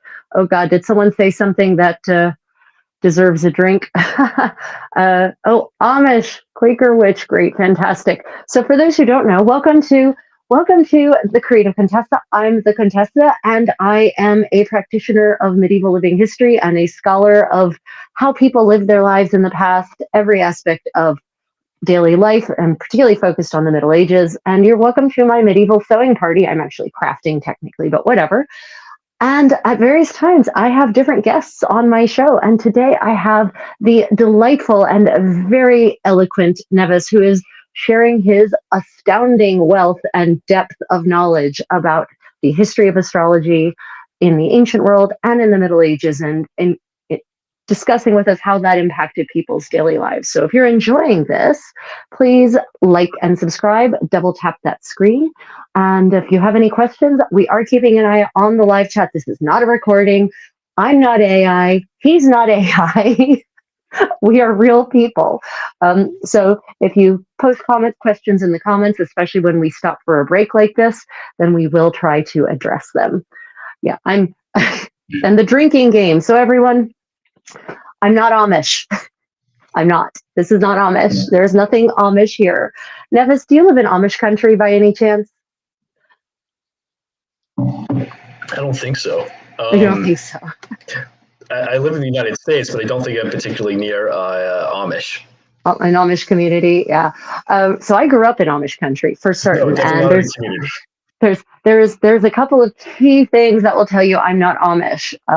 It used to be one of them would have been that I'm on a live stream on a phone or on the internet, but that there are Amish people who now have smartphones and access the internet regularly, so that's no longer a deciding factor. But The biggest thing that tells you all that I'm absolutely not Amish is all of the skin you can see on my chest and neck.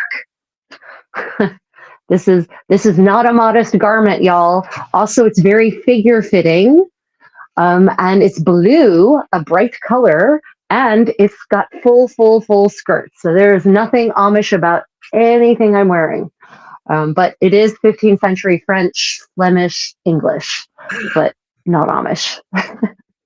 So the new drinking game on the Creative Contessa that we still have. Sorry guys, we haven't done the post yet. I've got to post the rules. The rules are every time someone asks if I'm Amish, Quaker, Shaker, or a witch, every time that someone asks if they can marry me, every time if someone asks, makes a comment about me, obviously there being no phones in the Middle Ages or something like that. Right? We've got some very interesting rules for the drinking game. So today, you're welcome to keep it loosey-goosey, everyone, but we are encouraging our viewers to take a shot of their favorite beverage, at the very least, every time someone comments that I must be Amish. Yeah. Well, we'll post the rules for the Creative Contessa drinking game tomorrow. Maybe give them a slight bit of leeway on the witch question this live stream in particular. Yeah, right. Yeah, that's true. You're right. This might be the only time, actually, this live stream, Nevis, you're so right. This might be the only time when that could possibly be an appropriate question, given the title of the live stream. Oh my God. Oh my God. Oh, yeah. Okay. People. So back to the topic of astrology and how it impacted people's daily lives.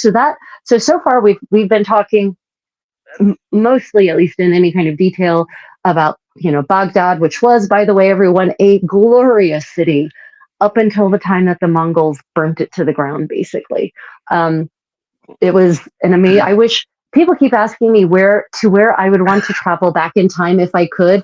Baghdad is one of the cities I would want to see before the 13th century.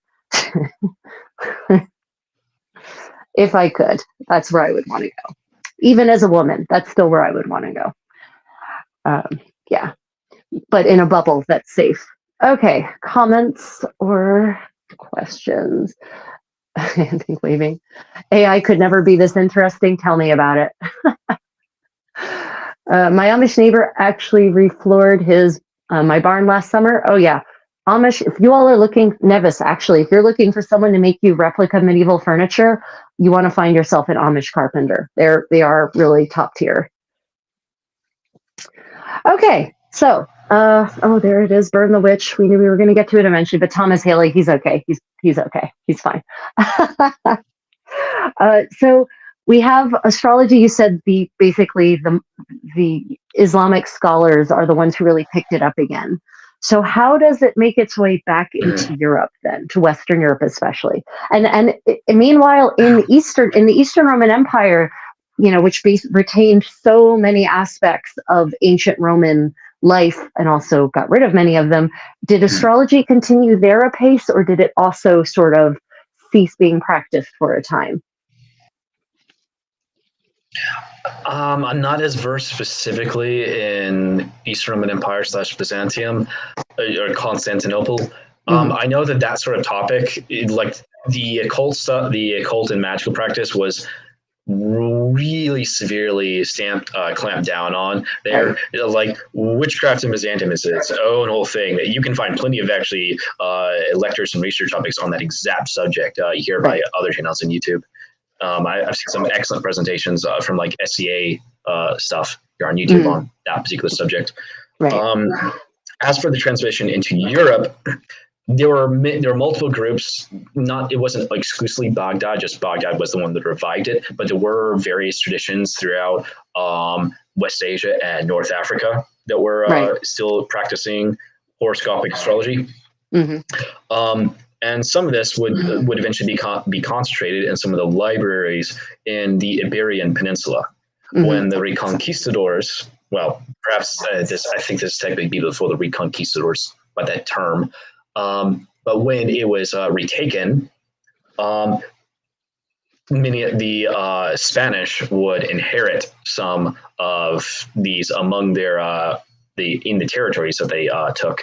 And one of the major ones or key standouts that this would include would be the Castilian court of Alfonso the Wise, also nicknamed by some Alfonso the Astrologer. Yeah, he was an amazing king. He was fascinating. Mm-hmm. Under his court, there was an enormous amount of translations of works, predominantly from Arabic, though some from other languages, from Muslim and West Asian and North African sources that they translated predominantly into Latin as the academic lingua franca of especially Latin Europe at the time, hence Latin Europe. And among these would include works like lapidaries, philosophy works, magical works, alchemical works, and astrological works. So some of the primary ones would be like some of the surviving works of Ptolemy of Egypt, who was one of the late Hellenistic authors who created one of the most comprehensive systematic versions, although his was also kind of revisionary. There were some things they changed relative to the average baseline of the Hellenistic tradition, which definitely colored how people in Europe would come to practice it as compared to some of the Hellenistic authors, or other Hellenistic authors, I should say.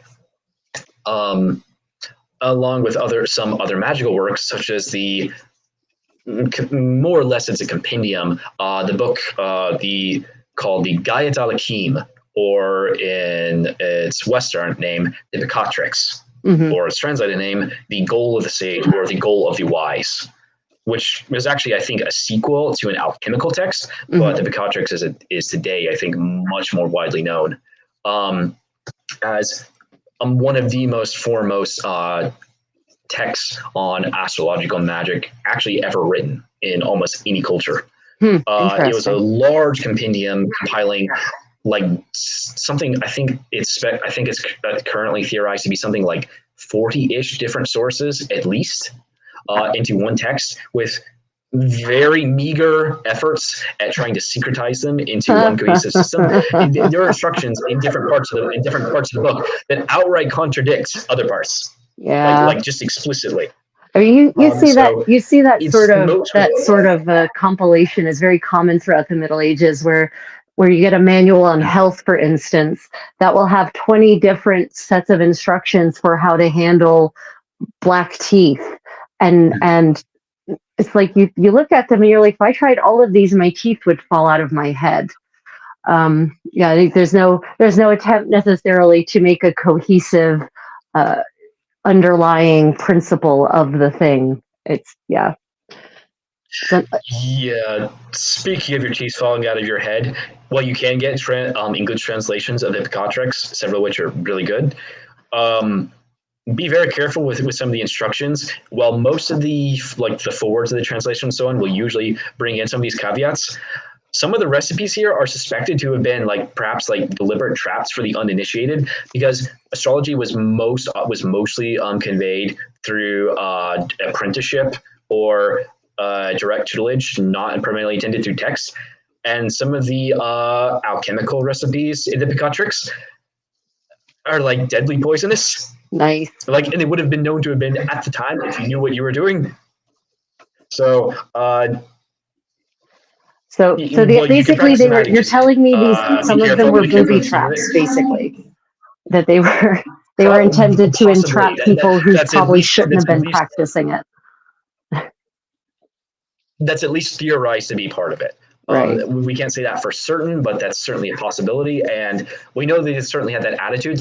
It straight up says explicitly in multiple occasions in the Bibliographies that basically only those who are spiritually, ritually cleansed, pure, so on, should be practicing this. And that was not exclusive to the Islamic world, because the Bibliographies is not quite a 1-to-1 translation, but it's fairly close. It's like a 85 to 95% accurate one translation. Right. Of the Arabic version, but there are lots of magical grimoires of a non-astrological basis, like some of the Solomonic grimoire traditions from Europe would explicitly say, like, for this to work, you have to believe it'll work. You have to be, well, they wouldn't use these words, a practicing and properly baptized Roman Catholic, for example. Right. It's like right. And I think that's a part of purity is common to it. That's a thing that a lot of modern people, especially, surprises a lot of modern people, especially people who practice various forms of magic modernly. They, in their mind, the practice of magic is so divorced from Christianity that they can't imagine a world in which they actually go hand in hand. In fact, so let's let's talk about that a little bit. So magic being the practice of magic in the Middle Ages in many parts of Europe being an extension almost of Christian belief and Christian practice. Can you talk about that a little bit more? Yes, there's always going to be the issue of trying to bifurcate which practices that interact or interface with the transcendent and the divine constitute religion versus magic, or superstition versus magic versus religious rite, which there's always an inherent inward bias in that sort of topic. Like, again, Orientalism as one example, though it's not remotely exclusive to Orientalism and such attitudes. But where you draw that line is inherently relative to the philosophical and theological framework from which you're operating. Within Christian, especially Western Europe, well, Western and Central Europe, that's broadly speaking going along the lines of magic that is not explicitly indirectly within the conventions of the Roman Catholic Church, are generally on the periphery and on the cusp, like straddling the line of sociable acceptability versus taboo within Europe. It'll depend somewhat on the details. Obviously, it's going to depend on what the effects are. So magic to try to gain you a little bit of extra luck is going to be very different from magic intended to hex someone to death, or to cause parts of their body to fall off, or so on. Whereas the latter, generally not going to get you a secular charge, barring other circumstances. Trying to cast magic that inflicts direct, unambiguous harm to someone that would be considered an assault, or the equivalent to assault or battery in modern American law, for example.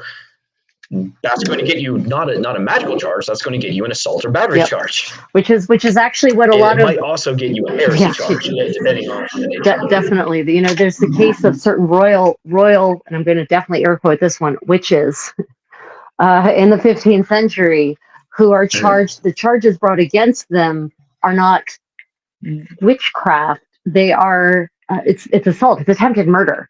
Actually, it's attempted murder charges that are brought against them because they were accused of trying to cast a curse to kill, in one case, Henry IV of England. And so it wasn't a question. She wasn't being accused of. She was a duchess, actually. She was a royal peer. She wasn't accused of being a witch. She was accused of attempted murder.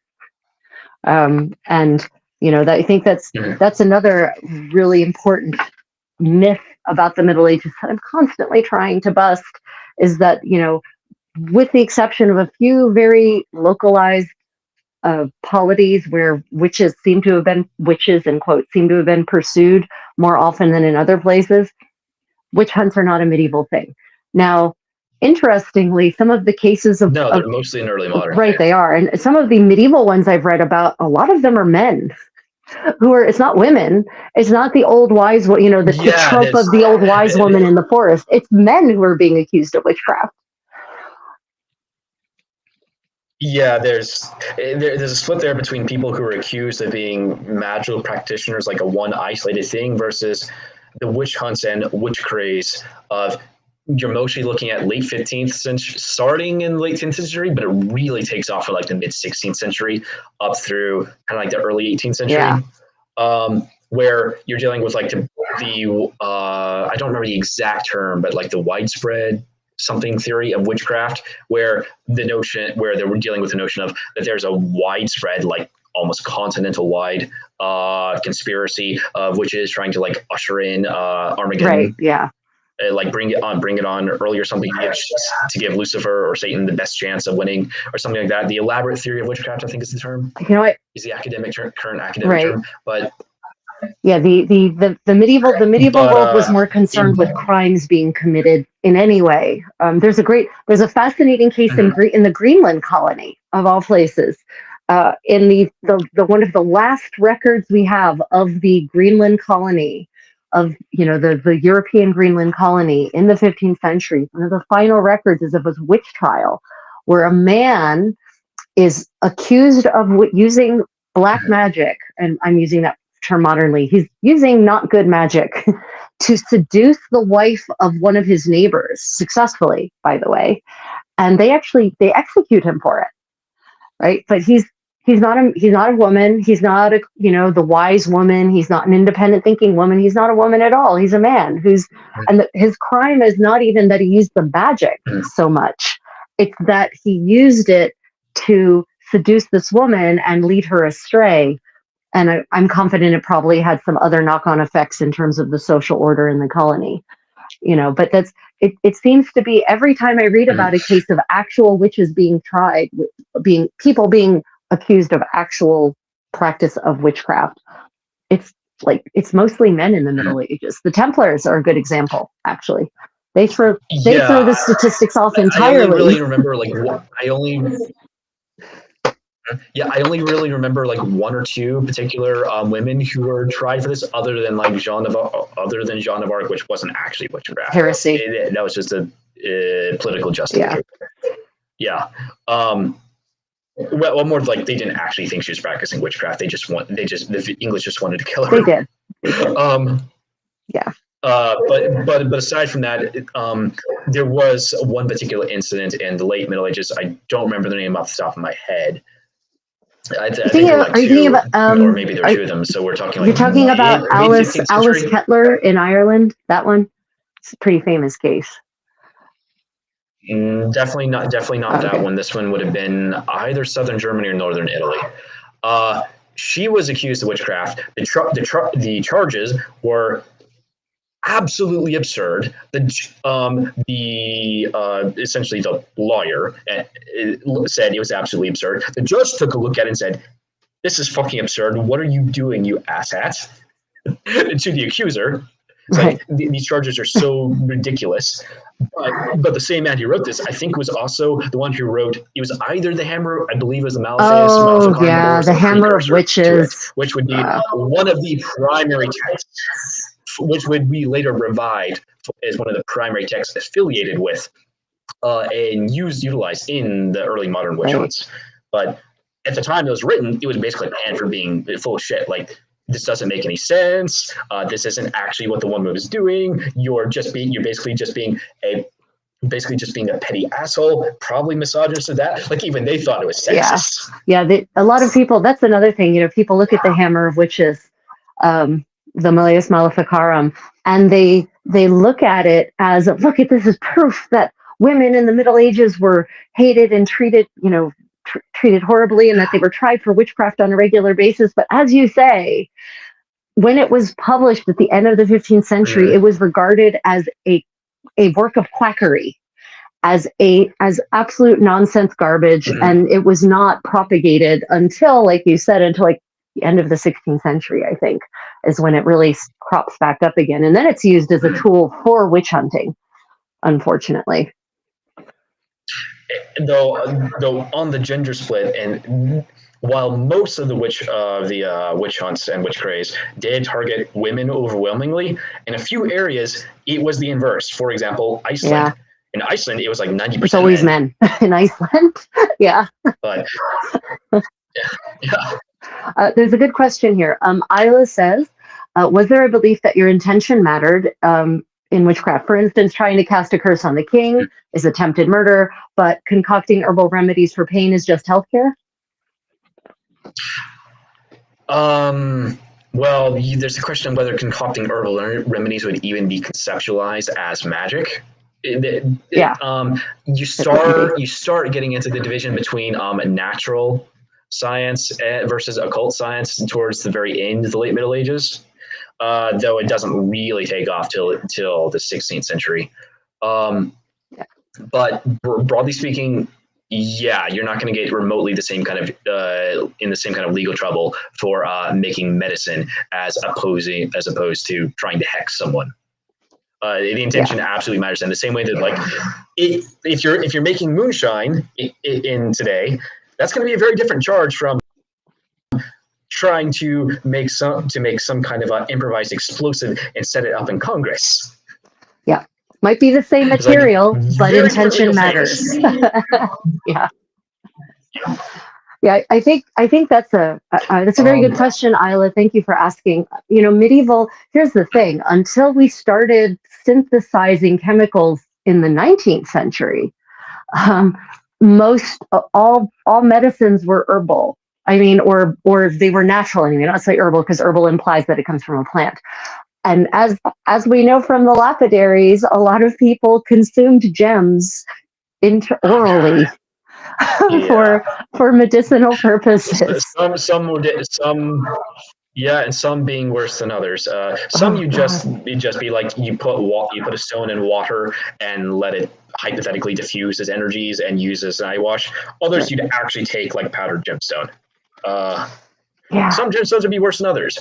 I guess you don't want anything that include lead, but you probably don't want anything that involves copper alloys either, which are also poisonous. Yeah.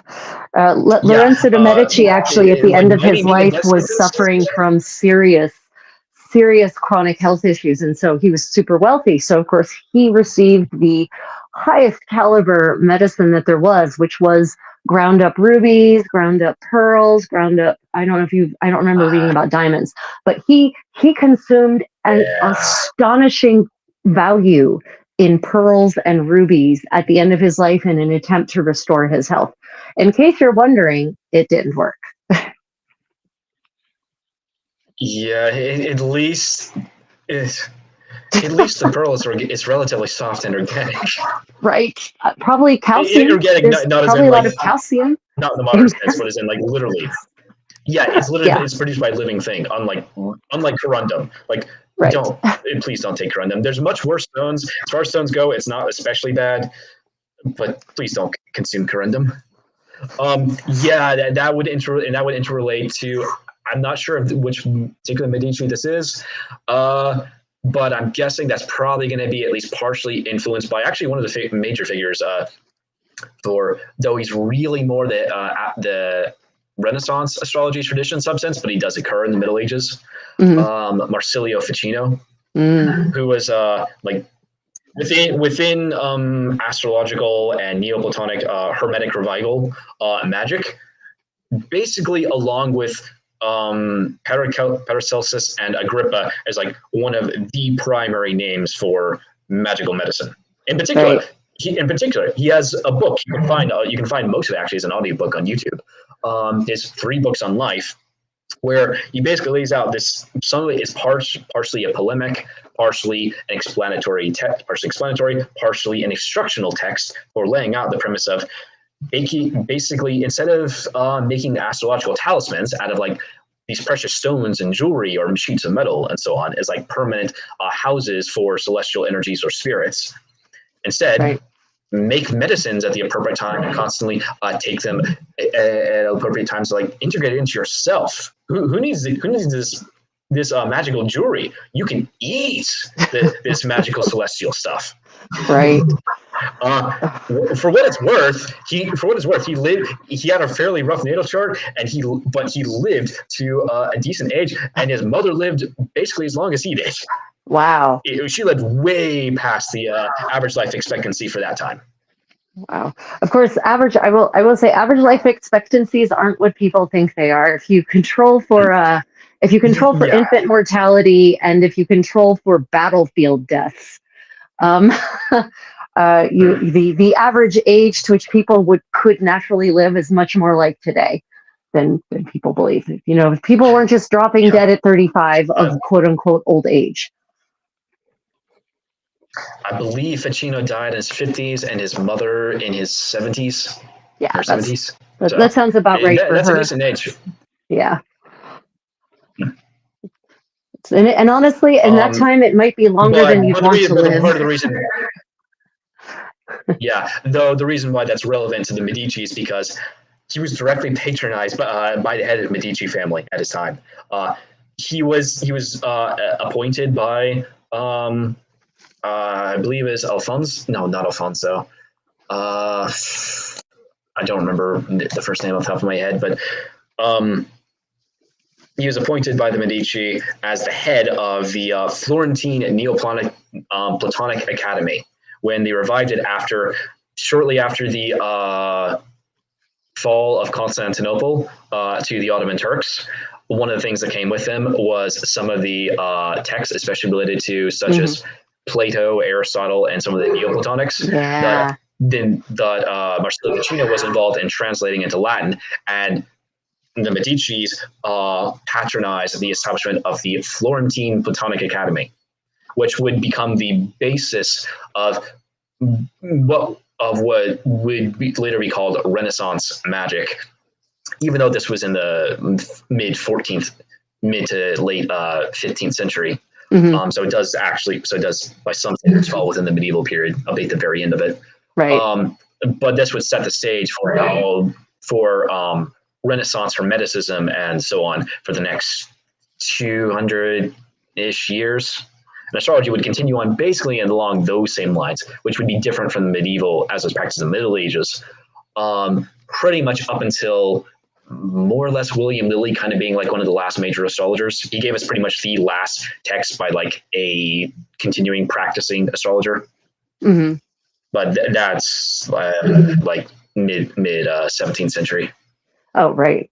So we had a question. I'm going to answer it because it's going to crop up a couple of times. What are you making? Obviously aimed at me. I am engaging in a craft that is now called finger loop braiding, and I am actually making cords that will be used to point medieval armor to medieval arming garments. This is how you attach armor, actually authentically attach armor in the Middle Ages to your person. You don't have leather straps and buckles for the most part. You have points that actually are laced through the various pieces of armor, harnesses it was called in the 15th century, and that is connected directly to your clothing, to lacing holes in your clothing, so that the pieces of armor become one with your body instead of being this clanky super suit, bio cyborg-like suit that you put over top of yourself. So you need a bunch of them for all of the different pieces that a proper 15th century harness entails. So yeah, this is actually made from hemp. So by the end of today's live stream, I will have more blisters, no doubt about it, on my fingers. Replying to a comment by... Yeah, go on. There's a comment by one of the... that I wanted to respond to, that Catherine de Medici had a court magician named Ruggieri. And yes, in fact, she has one of the few examples of it. It's not extant per se, because at least allegedly the talisman was destroyed, but she had an astrological talisman that we at least have a record of the actual imagery of. Most of the time, talisman, astrological and such talismans from the medieval period are mentioned. It's usually in like texts or recipes and instructional material that prescribe things you would put on it or to make it, but not examples of a piece that necessarily has been made already. With Catherine de Medici's, we actually have documentation, like actual images, sketches or something of a stone that was a pendant or something that she had that was made for basically to win over her husband. And it's a Venus talisman. It's like, the planet that you want to pursue for joy, pleasure, love, sex, romance, and marriage, and so on. It's like, very on point.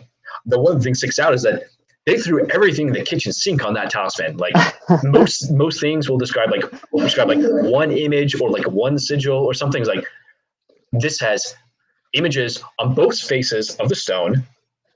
Very complex images, entirely surrounded by sigils and text. Like, they threw everything on this.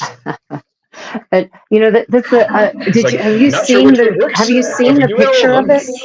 Have you actually seen the Yes. sketch of it? Yeah, you can find. You can actually purchase reproductions of it.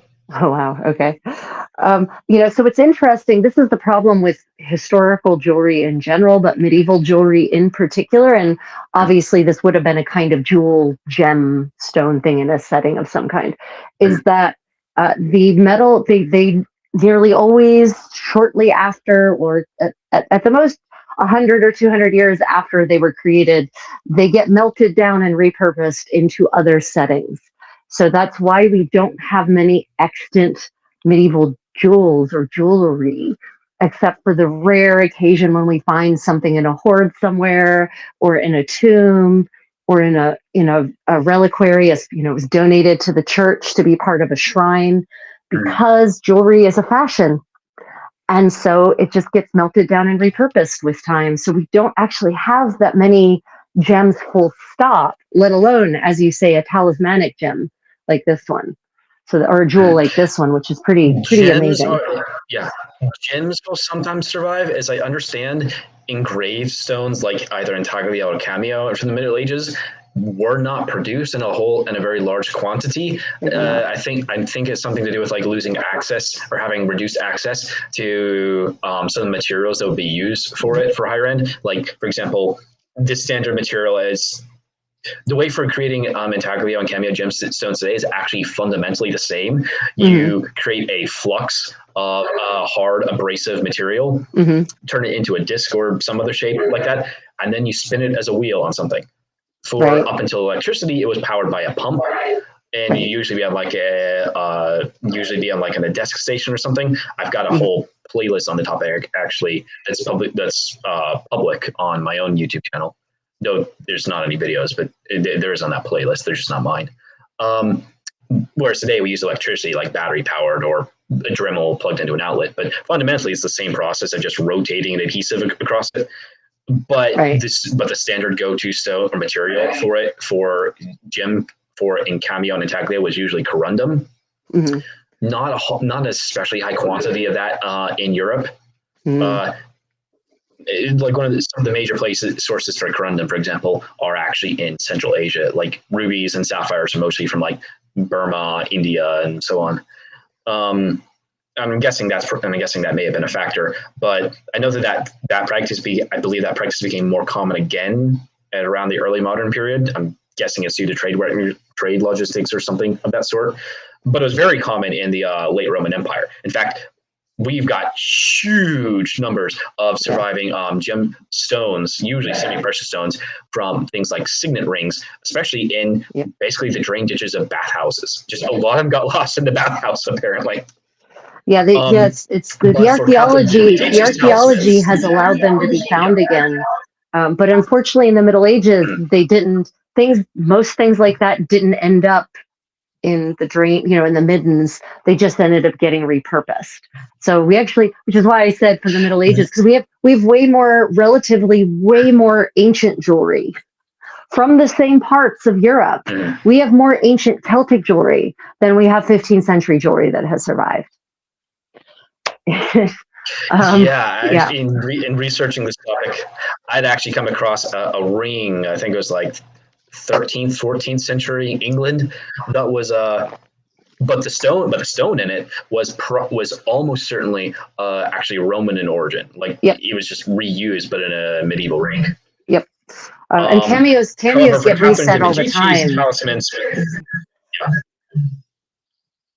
Yeah, though for Catherine de Medici's talisman specifically, I believed it was actually destroyed, not in the sense that it's repurposed, but they recognized it as a talisman and went, fuck no, and destroyed it upon, I think it was taken from the inventory after she died. And it was found, as like, that's not surviving. Yeah, or they said they destroyed it. They destroyed it. Destroyed it. It's certainly possible to survive, but we don't have we at least don't know where the exit object is. Yeah, I suspect it was just picked apart and sold for, like a car. Picked apart, went to a jewelry chop shop and was sold for parts, basically. Yeah, it's possible. It certainly would have been large enough of a stone to have broken down into smaller pieces. So we just have a comment. I have to a modern myth I have to bust. Tomakor says, "I eat so much cheese in America, I couldn't afford to live in Korea anymore." Tomakor, we have Costco. My cheesemonger is Costco. They have an awesome and very affordable cheese selection. You'd be fine. Sorry, I'm a cheese lover. I just can't let that go unanswered. Oh wait, there it is. Churn me some butter. Drinking game. Everyone take a shot. Someone asked for me to churn butter for them. Shots all around.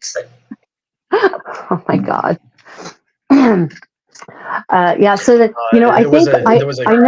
I know that at the level of the aristocracy throughout much of this, especially I've mostly only looked at this in the 14th and 15th centuries, that there was absolutely a practice of wearing gems that had certain talismanic properties, especially, and setting jewel settings, right? So it would be against your, and some of them have survived.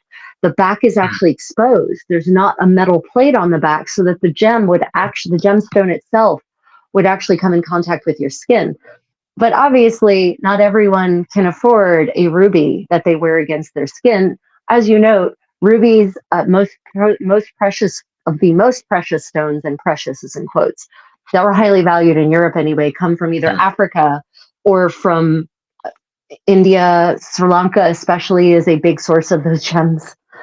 So, your average person couldn't afford a talisman like that. But what kind of talismans were available in medieval Europe for the average person? Have you read anything about that?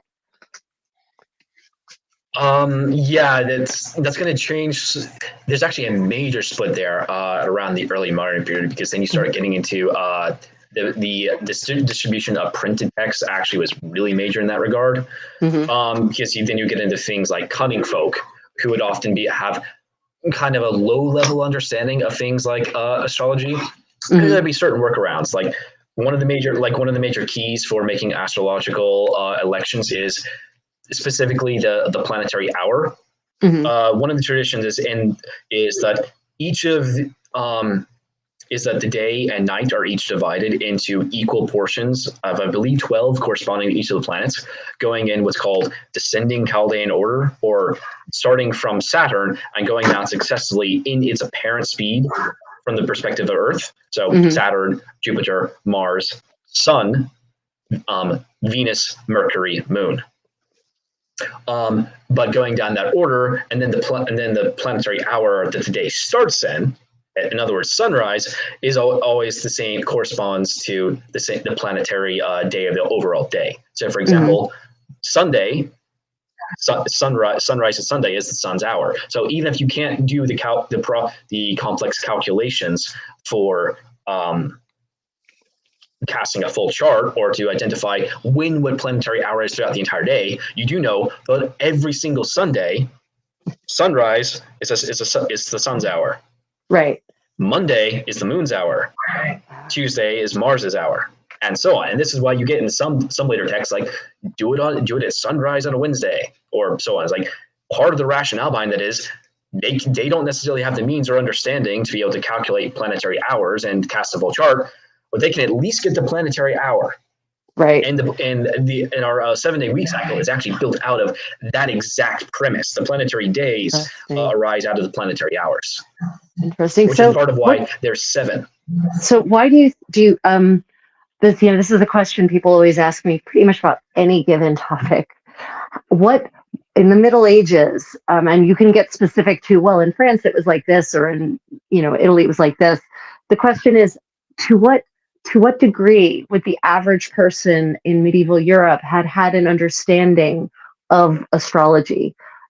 I often compare it modern nutrition. Your average person in the Western world has kind of a base level understanding of nutrition, but they don't necessarily understand the deeper science, and their understanding may in fact be incorrect. But it's the common understanding, right? So was there a common understanding of astrology across medieval Europe, or did it vary from region to region? Have you found anything about that? I think it's probably more comparable to like modern day, in the sense that there's a widespread awareness of it, How much people would understand it is going to be highly variable. It might be better to understand as varying on the basis of time rather than location. Right. At least predominantly. Like sun sign horoscopes were actually a thing. That was the closest thing to it. That was the level a lot of commoners outside of the people who are a bit more higher status would have access to, because that's basically which the sun is in each sign for about a month. So you can at least get an estimation of which sign your sun is in. You might be able to get your moon relatively easily. Ascendant is a bit more finicky. The other planets, that's you kind of need to make a full chart for that. Right. So hypothetically, but have you found evidence of people knowing things? Like, I can always say, well, hypothetically, people could have eaten all of these herbs and they could have had access to pork occasionally, but what is the proof that people did that? Well, we have skeletons and we have teeth that have the isotopes that reflect the things they actually ate. So I'm wondering if there's actual evidence of, say, a farmer, a field hand, or a smith, or a butler, or a carpenter actually having some kind of knowledge or awareness of astrology beyond just that there is this thing, right? Or an understanding of it. Have you seen any evidence of that? Yes, definitely in the case of farmers, because we do know that was a case that astrology was at least at the solar sign level, occasionally at the planetary level, because again, if someone you can't necessarily cast a natal chart for every person who doesn't have the means to purchase to pay off the resources and time investment it would take to cast the whole chart. But a professional astrologer can understand, okay, this planet is going to enter this sign at this particular date in this year, and they can do that for the everything else, and create what would later become the equivalent to like farmers' almanacs, and create a general cycle of the entire season. And farmers did use stuff like that even in the medieval period, I think even prior to the printing press, although it massively expanded with the printing press. Right. As far as natal astrology, I've seen an almanac, I think maybe one of the earliest printed almanacs in English, actually, that dates to the 1510s, and I'm pretty certain it does make references to engaging in certain actions at specific times from an astrological perspective. I was just wondering if you've read any chronicles or primary sources that actually talk about the smith having actually, not just that it could have been, but like, have you seen primary source documentation of the average person of engaging with it, not just that it was hypothetically possible? Not so much out of farmers and medical professionals. For a smith, like I just don't know anything about smiths doing that outside, unless that's just an example. I mean, I'm talking about I don't care about Smith specifically. I just wondered about any normal workaday person, if we know that they engaged with it, right? Like, what is the evidence that they did? We have we have evidence of at the upper echelons of society, right? Because we have expense accounts actually and payments going to astrologers, for instance. But what is the evidence? What is the evidence of people engaging with this on the more common levels of society, the 80%, right? The lower 80% engaged with astrology. What's the evidence for that? Broadly speaking, you're dealing with something like, again, for farmers, they'll make some meteorological predictions. So the weather patterns are going to be this at X time of year. So plant your crops accordingly, or prepare your crops or so on for this.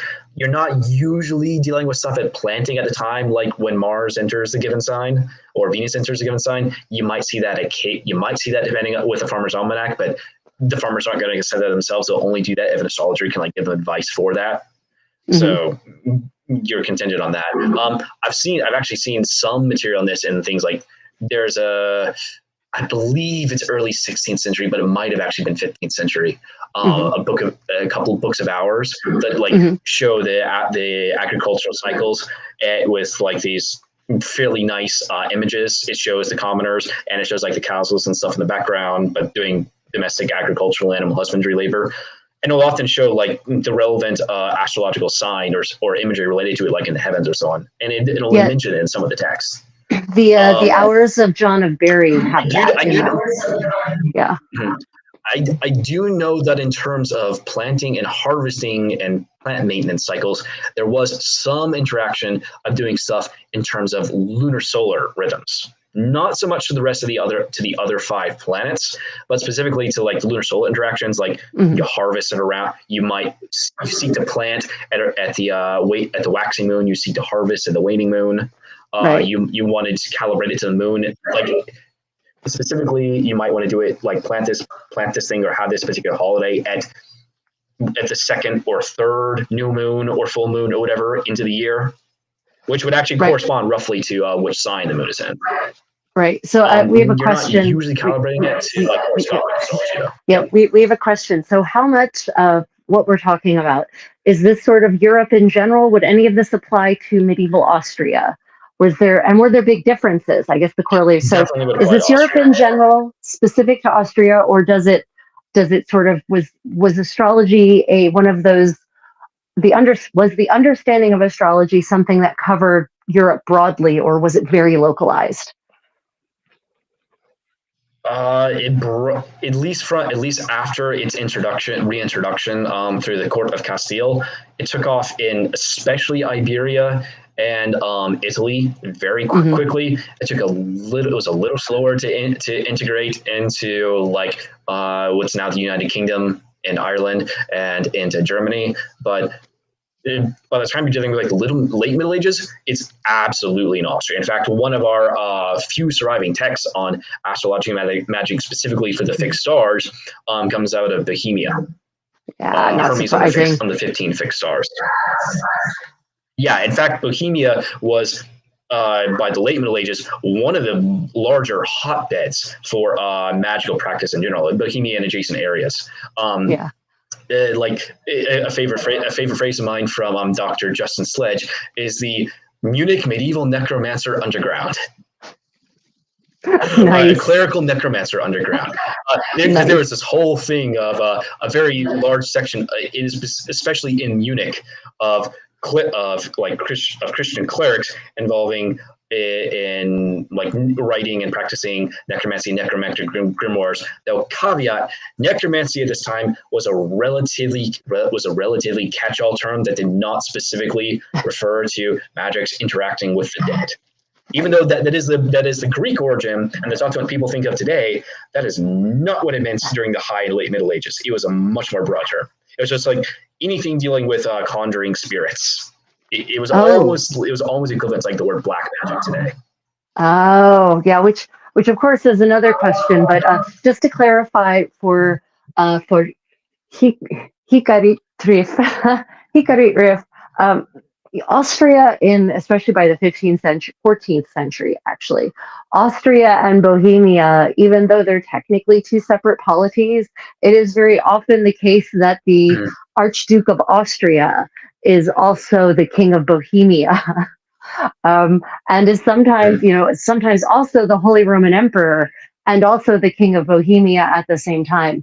So Bohemia and Austria, starting at about the 14th century and going forward for a couple of centuries, actually are very closely linked. Bohemia would be Prague modernly, would be the Czech Republic, and Slovakia broadly-ish. So, what's happening kind of in Bohemia is generally happening in Austria as well. So yeah, in summation to your question, yeah, this applies to Austria. But, astrology, so Alfonso Savio is the 13th century. So how long does it take at what point does this form of astrology, do you think it reaches the German-speaking parts of Europe? It's going to depend on which part of Germany. Yeah, for the Bohemia, Austria territory, pretty quickly. This reaches into and takes off in northern, like the southern German, northern Italy region, pretty early on. It's actually a particularly strong hotbed for this sort of thing. Right. Yeah, and it doesn't surprise me. That part of the world is always kind of, yeah, there's something about the woods, the forest there that just lead to that. I don't know what's going on there. Yeah, I can't speak to exact dates without looking more specifically into that particular topic. But I know that at least this was integrated into a fairly big chunk of Italy already by like by at latest like the very early 14th century. Right. Yeah, that's very interesting. So, it's what are the, I have seen, thinking about expense accounts, actually, I have seen payments being made to people who were the terminology for their function was sort of vague, but in retrospect, I'm pretty certain they were astrologers, that they were being paid for astrological work. Yeah, and there's a thing. Astrology, because they're usually operating on the cusp of permissibility. This was a topic that we kind of danced around, though I didn't get into the exact terms before. There was a major bifurcation in the practice of astrology of natural versus judicial being the period terminology. Natural being understood as understanding the astrology of the natural world. So things like meteorology, things like medicine and health, as opposed to judicial astrology, which is usually concerned with topics of fate, fatalism, and anything intersecting with free will and events that involve human agency. Right. Natural astrology was usually considered more or less just entirely kosher by the church. At the very least, didn't go after, broadly speaking. Judicial astrology, that would often could very easily land you in heresy territory. It would depend somewhat on the specifics. Like they may all be apologetics. Like this is like spirit magic, like where if you're casting a spell or ritual to request a particular outcome from a spirit related to celestial body, such as a planet or star, versus like one of the theories put forward that was really influential from one of the Arabic astrologers, Al-Kindi's on the stellar rays, premising that understanding instead the planet as like a natural force, which is extending like celestial transcendent rays down that do have some level of causative effect on events of the earth, but that it's natural and it's actually entirely subordinate and in accordance with the will of the singular modad divinity. To the Arabs, to the Muslims and Al-Kindi, it would have been Allah, but to the Christians, it's God. Whichever word you want to use to refer to that. Yes, God. Language is a really funny thing. Yeah. I just wanted to say we got to thank you for sharing that information about astrology in the German-speaking parts of the world. So you're welcome. Thank you for the lovely tip. There was another question which we we touched at the beginning, but this is what happens when people come in and out. Didn't the ancient Greeks have astrology, or is that just astronomy, no horoscopes and such? Go, Nevis. Yes, the ancient Greeks had astrology, and you can say that they're inventors. In some sense, you can say that they're more the compilers. The basis of astrology was practiced in medieval Europe was a modification of Hellenistic astrology, which the Greeks produced by syncretizing various astrological traditions from the Hellenistic Empire, especially adopting the zodiac, planets. I'm not sure where the houses come from. It's probably either Egypt, the Neo-Babylonians, aka the Chaldeans, or possibly Persia. The decans and planetary glyphs, possibly the houses are Egyptian. And then various other bits and pieces from around West Asia and North Africa and so on. And the Greeks syncretized them in accordance with making them all fit into dominant and popular Greek philosophical notions, such as Stoicism. And from that produced Hellenistic astrology, which would later be kind of exported and syncretized throughout the Hellenistic Empire or Hellenistic world, and would later be adopted by or revived after the kind of however you want to frame it, the decline of the Roman Empire by the Arabs and what would be later Baghdad, and then reintroduced to Europe through the Arab Iberian Peninsula around the turn of the High Middle Ages, and spread from the court of Castile into Western and Central Europe. I don't know about its activity at all in Eastern Europe. I can't speak to that. Yeah, the Eastern, I'll tell you in general, it's for someone who speaks Western European languages, studying the history of Eastern Europe is very tricky, because most of the publication, especially the academic level journal and journal articles and whatnot, they're all written in languages I don't speak. And I speak and read a lot of languages, but I don't speak any Eastern European languages.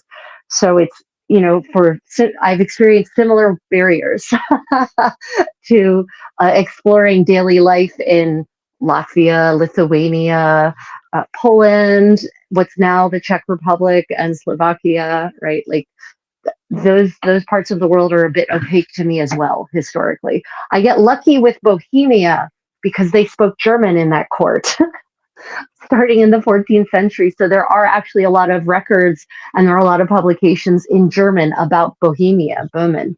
But, the Slovakia, forget it.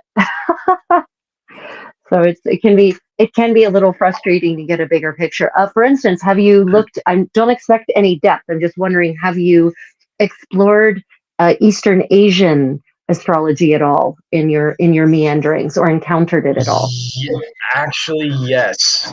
One of the channels I mentioned, the Astro Project, actually has a video specifically on the topic of the transmission and introduction of and influence of Western, fundamentally Hellenistic astrology and its transmission into Central and especially East Asia.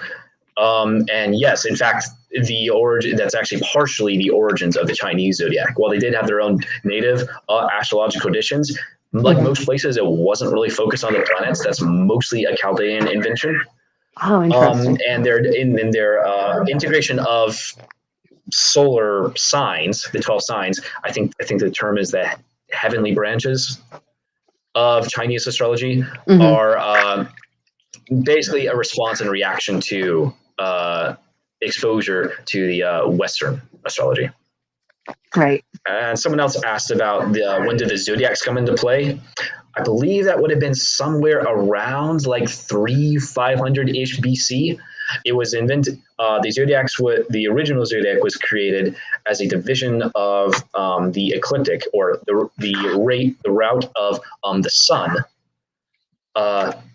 into 12 parts by the Neo-Babylonians, or I believe it was something. It wasn't the Akkadians, Assyrian Empire, Neo-Babylonians, something like that. The Greeks would often refer to them by default as the Chaldeans, even though in a technical sense, the Chaldeans probably would have been a prior group.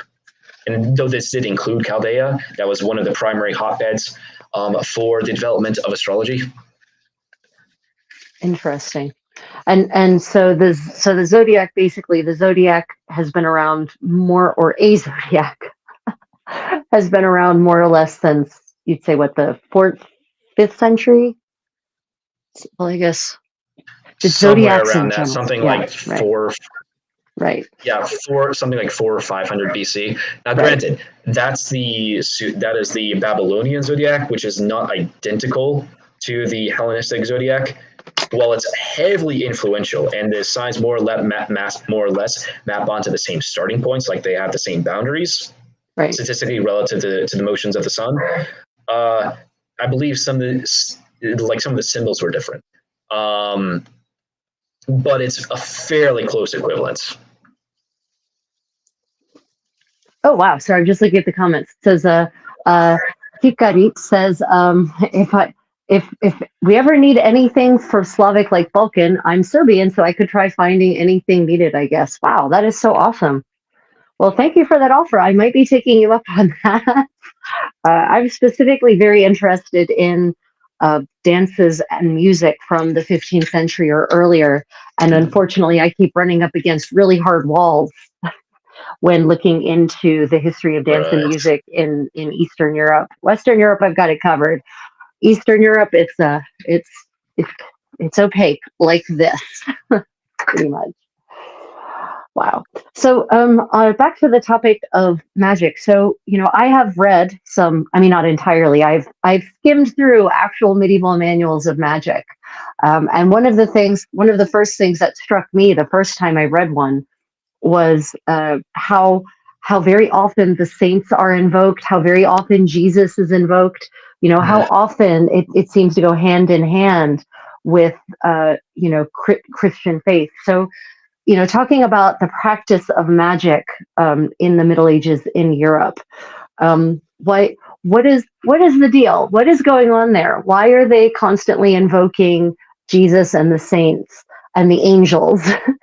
And because, of course, most modern people, their imagining of magic in the Middle Ages is black magic, right? That it's connected to satanic worship and the invocation of demons. Although I have seen demons being invoked in medieval manuals. Yes, that absolutely exists. That's that is, among other things, the Solomonic grimoire tradition, which they're alluding to summoning the spirits bound to the magical rings by King Solomon, which would come to be identified as demons. So that very much was a thing. Broadly speaking, though, people did that because they were Christian. Most magic was conceptualized as working by, unless you're dealing with more naturalistic models, such as quote unquote natural magic. A lot of people conceptualize magic as working by making entreaties to spirits to exercise some kind of influence on your behalf. Now, part of the allegation of magic does come from a conventional Christian perspective, especially following the influence of St. Augustine and Thomas Aquinas, who both alleged none of this magic shit actually works. It's all just demons tricking you. The phenomena isn't even actually magic. It's just the demons playing parlor tricks to damn your soul. Right. And that's basically what their argument boils down to.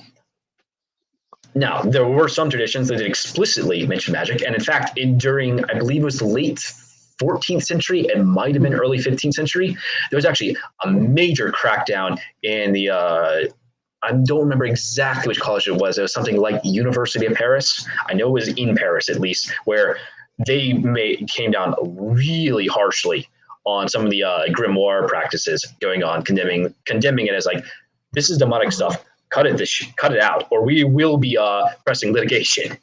Right. And college law was like distinct, separate, kind of, from standard, conventional, secular law. Like, that's a serious threat. Right. Yeah. It's like the difference between the military courts and the civilian courts, right? The military courts are often much harsher than the civilian courts are. Much harsher. Yeah. In the university case, they're actually often less harsh. However, they do have special rights and privileges that the secular court can't necessarily impede on. And most of these practitioners that they're talking about are students or faculty at the university. So they're like directly under their jurisdiction. Right. So that's no laughing matter. And yet, so are you saying these books that are talking about the manuals that have all these incantations, for lack of a better word, that invoke the power of the saints and Jesus, were these were the works that, Augustine is very, very early, but Thomas Aquinas is much later, that, church scholars like Thomas Aquinas were condemning, or are those yet another part of a separate tradition that didn't bother the church, I guess I would say. Did you notice you got a new? It's kind of both.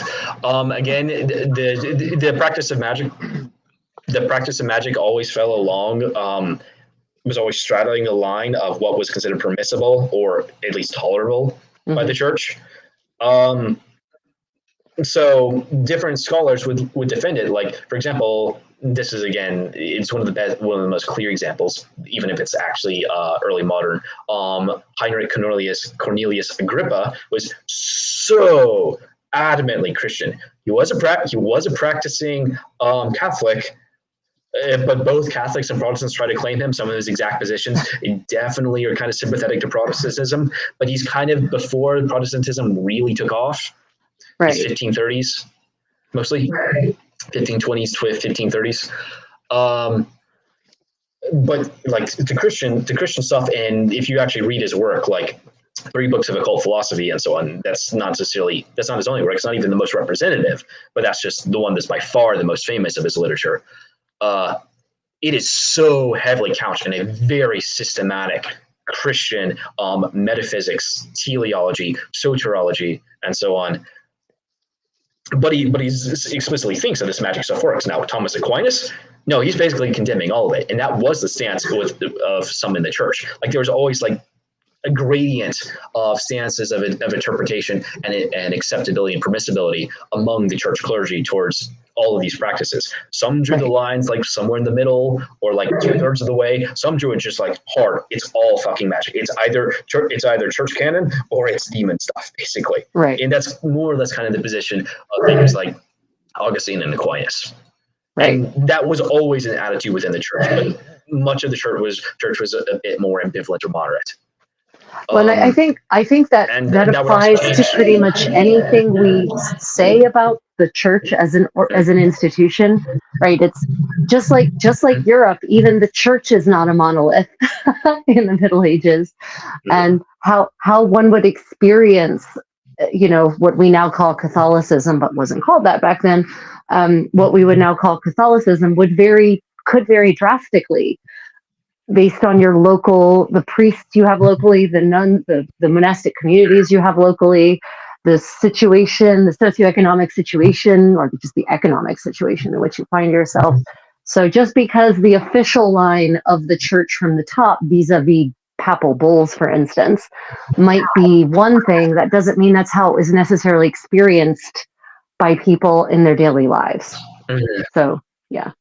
Yeah, and we have like a few cases of like professors or so on who almost all literature in like grimoires or so on in the Middle Ages would be written pretending or claiming to be either directly inheriting this material from some kind of not progenitor, but like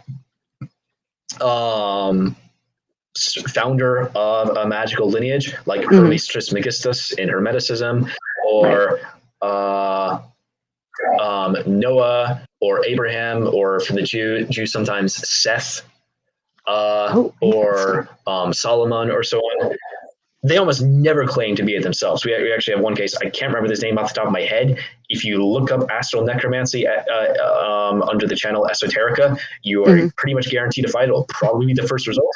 One particular doctor he was a raging narcissist, constantly making political enemies, which is really more so what did it. He was bizarre, but he was particularly stand out in that he wrote his material not only just claimed to be the actual inventor of some of these like magical innovations himself, he also straight up in it confessed to not only not writing about this theoretically, but actually practicing it, and included summoning demons.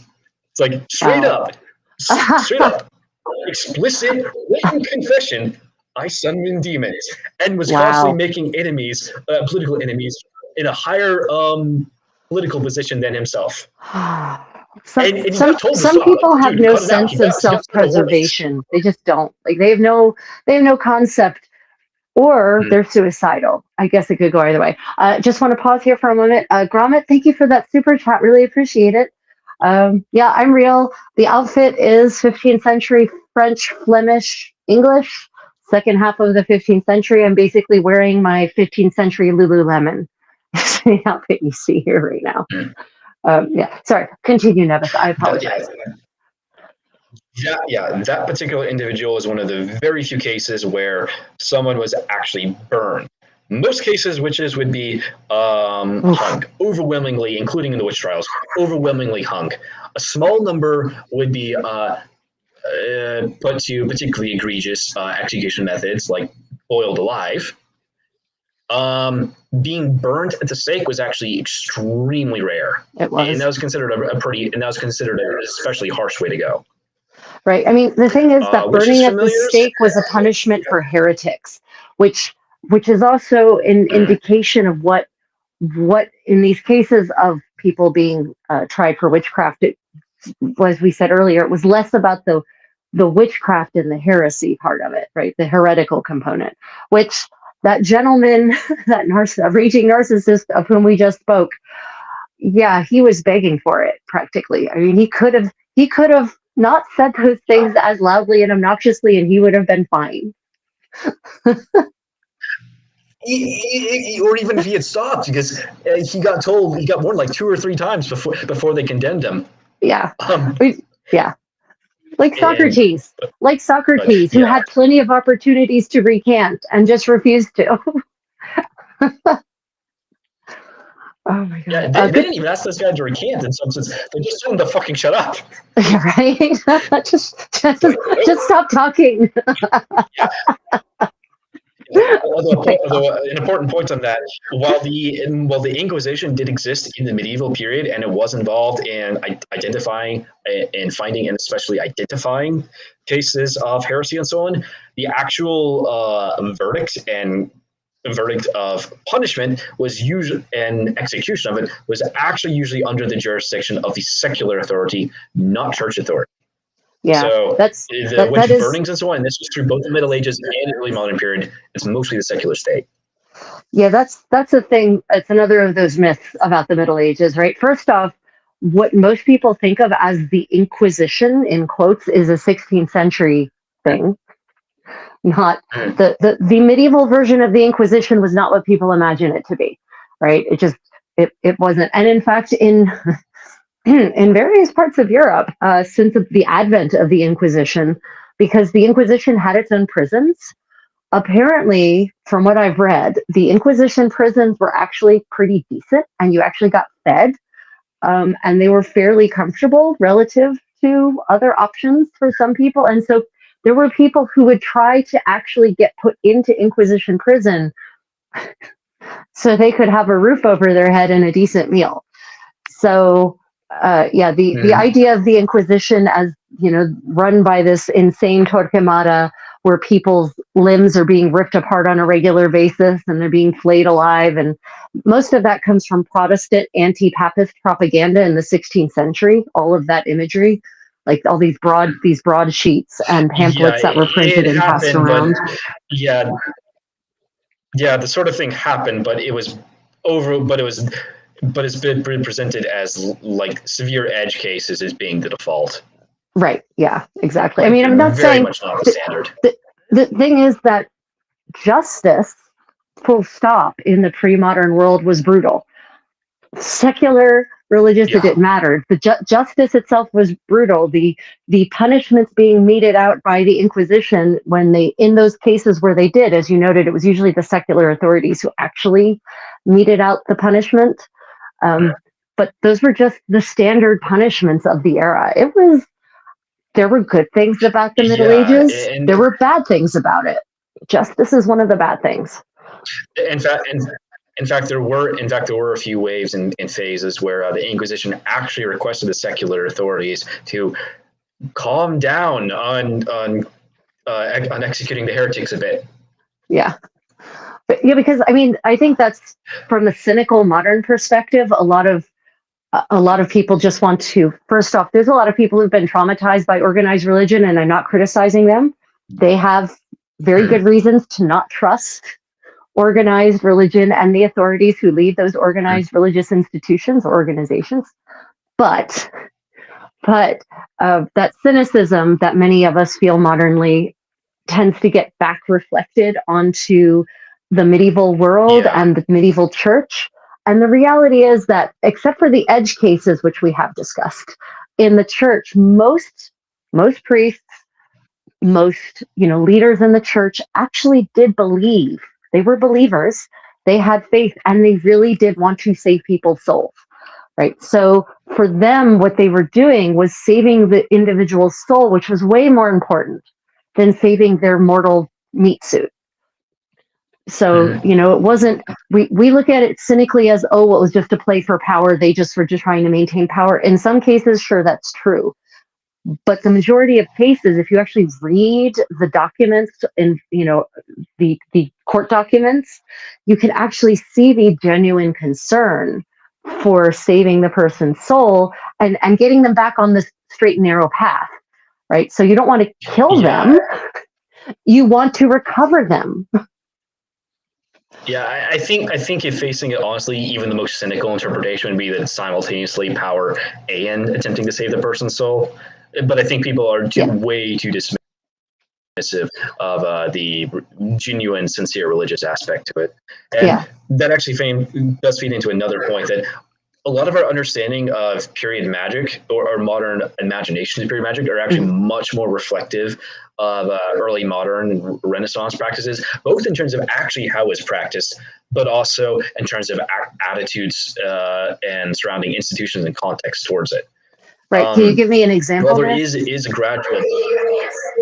Like a lot of people's notions of the witch is actually a lot more informed by one, stereotypes from the elaborate theory of witchcraft, but also figures like cunning folk, or as being like wise women, herbal women, or figures who are like crazy quacks, half read, who don't actually understand the tradition. Like, you actually see a lot more of that show up with like the early modern period, where you've got a lot of people who can integrate like a little sliver of astrology, for example, or quote unquote high magic into the practices.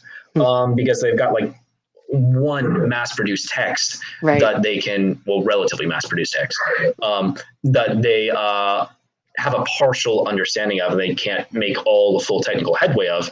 But they've got these like one or two spells, and this was common to cunning folk. Like, they would actually only do spells of like maybe a couple services, not like a wide array. There are things like witches' familiars. That's much more a trope coming out of the early modern period than of the Middle Ages. There were some theories about that, like Solomonic grimoire tradition. You've got a demon caught in a ring or something, or you can compel it or something. But you see a lot more of that like motif of having some kind of animal spirit show up there. Now you got similar things, precedents to things like witches' familiars with things like fligas, quote unquote totems. That's not a term from Europe, but you have similar concepts show up as like some kind of spirit guide or aid, either literally in the form of an animal, or a spirit temporarily possessing the form of an animal, or some kind of calling card for the figure. Which that you can go track that back into probably into the hunter gatherers of Europe. But that's very. I mean, the concept of the familiar, as far as something is triggering about the Malleus Maleficarum, right? Like, that's one of the earliest actual references in the West anyway. And it's not necessarily familiar, like it's certainly not the Harry Potter familiar, shall we say. I have not seen it myself further back than that in the West, but I mean, but as you say, there's different traditions. There's predecessor ideas, like for example, in Norse culture, the berserkers, it's almost certainly or its etymology is almost certainly something along the lines of bear shirt. And there's actually in some of the accounts from like Norse and Icelandic sagas or so on, of people that allude to people either wearing pelts made of bears and like taking on qualities like a bear, or one that mentions them like performing some shamanistic, I'll use that term very loosely, ritual where they send out part of their spirit. I think it's their hummingbird. Then goes and possesses like the body of a physical bear, which it is sent to remotely attack someone. So the warrior showing up as a bear to attack them, or some of them described as like taking on the qualities of bears, and their skin can't be pierced by blades or fire. But you got similar qualities, and there's some implications. Like there was another related or comparative group, the Olfednar, who had a similar motif, but they were wolves, not bears. And you've got similar things that show up in Europe that almost certainly actually predate written history within the region. So, and you've got some good points of comparison, like in Asia and so on. So there's definitely a notion of some kind of spirit guide or animal or emblematic association that definitely predates the concept, which is familiar, but which is familiar as the very particular idea that we have it. That's really more of an early modern thing. Right. So someone just asked if I could turn around. So I'm going to turn around because no one ever gets to see the back half of me, I guess. Okay, everyone, here. See, it's just a plain old curdle, nothing exciting back here. Anyway, yeah. So there was a comment about 14 Calvinists being burnt. I think the men of Mo, the 14 of Mo.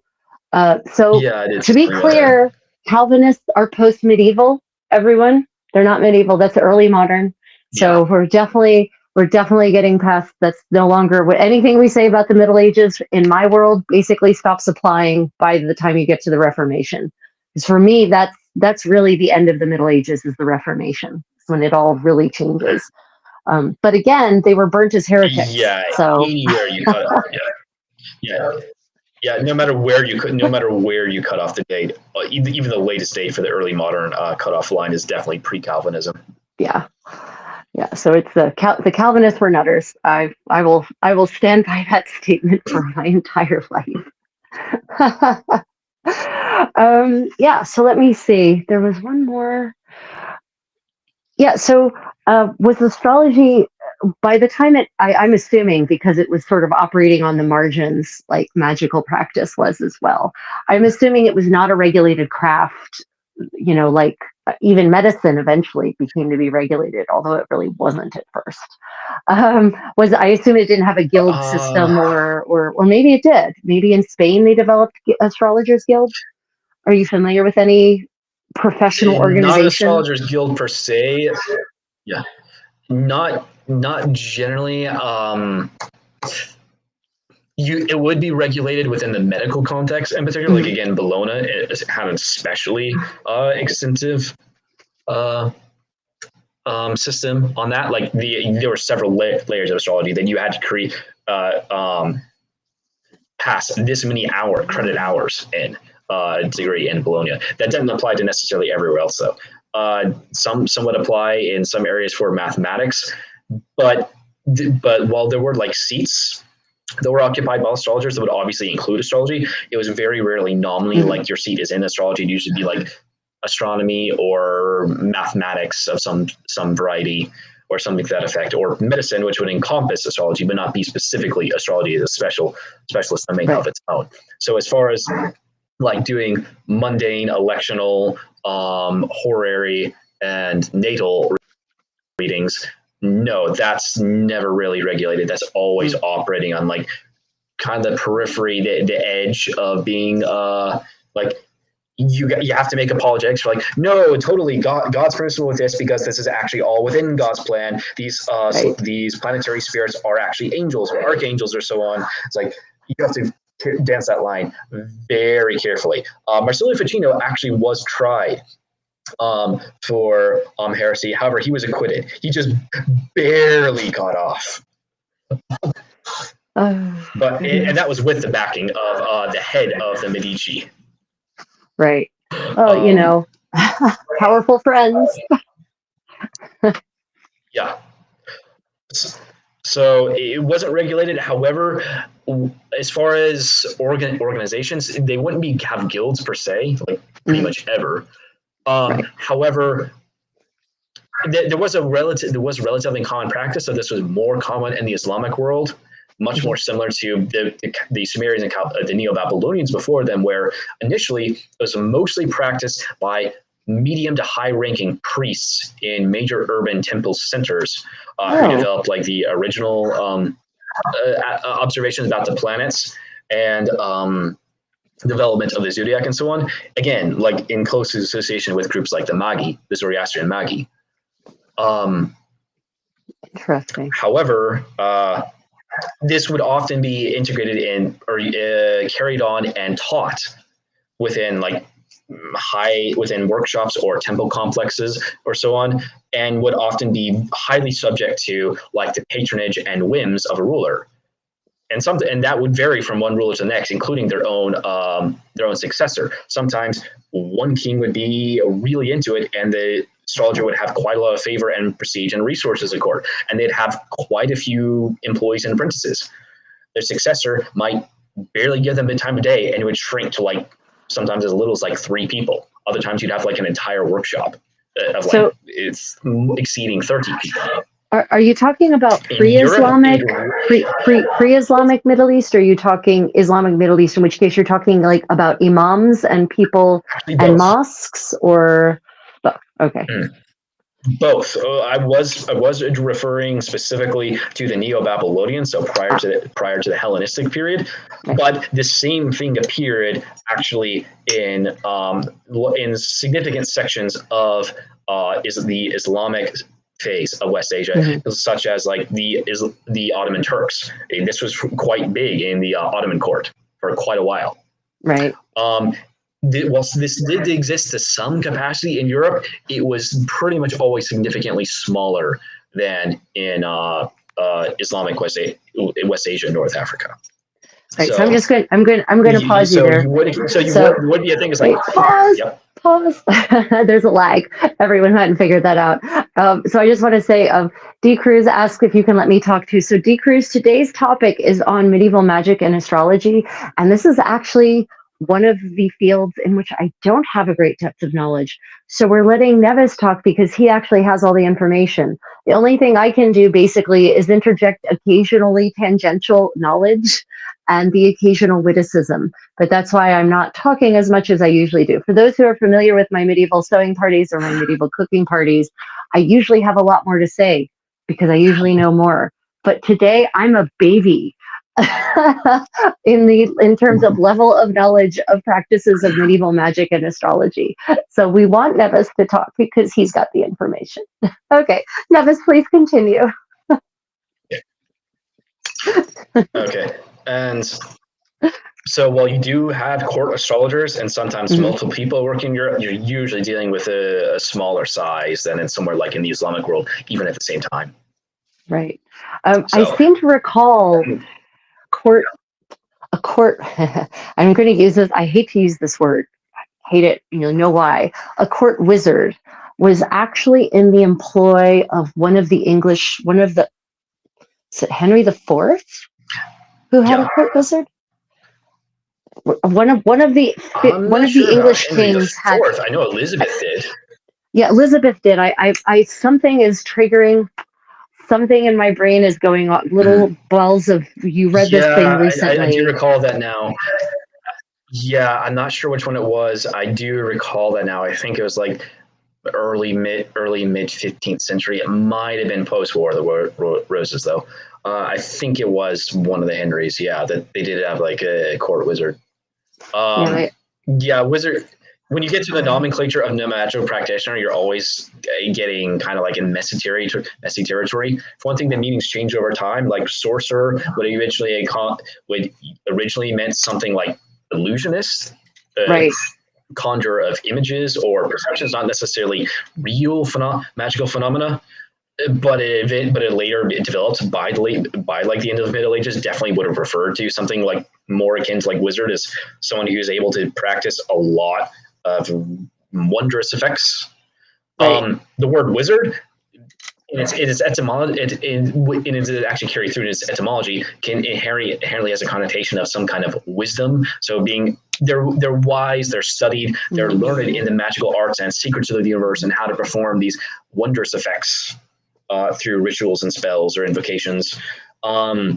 Which you're like, well, which there's a biblical witch, which really translates better as something like, it's a catch-all term that encompasses both something like poisoner and hexer. It's like when they're using the term witch in the Bible, that might mean someone who's just using poisons, not necessarily magic. But the same word can encompass magic as well. Within the English context, I believe the technical word is Old English or maybe the Anglo-Saxon in origin. I'm not as familiar on that particular term. Warlock basically originates as something meaning like oath breaker. though I think that's a later word. I think that's really modern. But the point being, there's like subtle implications and nuances to which particular term. Some of them would carry baggage, but this baggage would also change over time, especially as like the original meaning is lost. Right. So they probably wouldn't refer to him specifically as court wizard. In fact, very rarely would someone in court actually be given an official title like that. They'd usually be, their nominal title would be something else. Just everyone would know this is what they do. Yeah. Or sometimes they don't know they actually do. But they weren't usually quite so out in the open as Johnny. Yeah, the expense accounts say things like so and so shillings paid to Master John for services. You're like, oh, okay. Services. Yeah. Okay, does Nevis have a favorite medieval spell? Maybe something we can try at home? Oh, geez, Oz, I don't know that there's anything you should try at home like that without experience. but actually, at least maybe you're better. You're more equipped to answer something like that. The first part is: do you have a favorite medieval spell? Either it doesn't have to be something you've tried, but maybe something you've read and you were like, some of my favorite medieval recipes I would never make because they would be poisonous, for instance, but they're fun to read. So, what about you? Do you have any favorite medieval spells? I'm not sure about specific spells. The way I approach my practice, though granted there's a difference between medieval spell versus spells in my practice, is understanding spellcraft as an individual once-off thing rather than something you can consistently repeat for perfectly replicable results.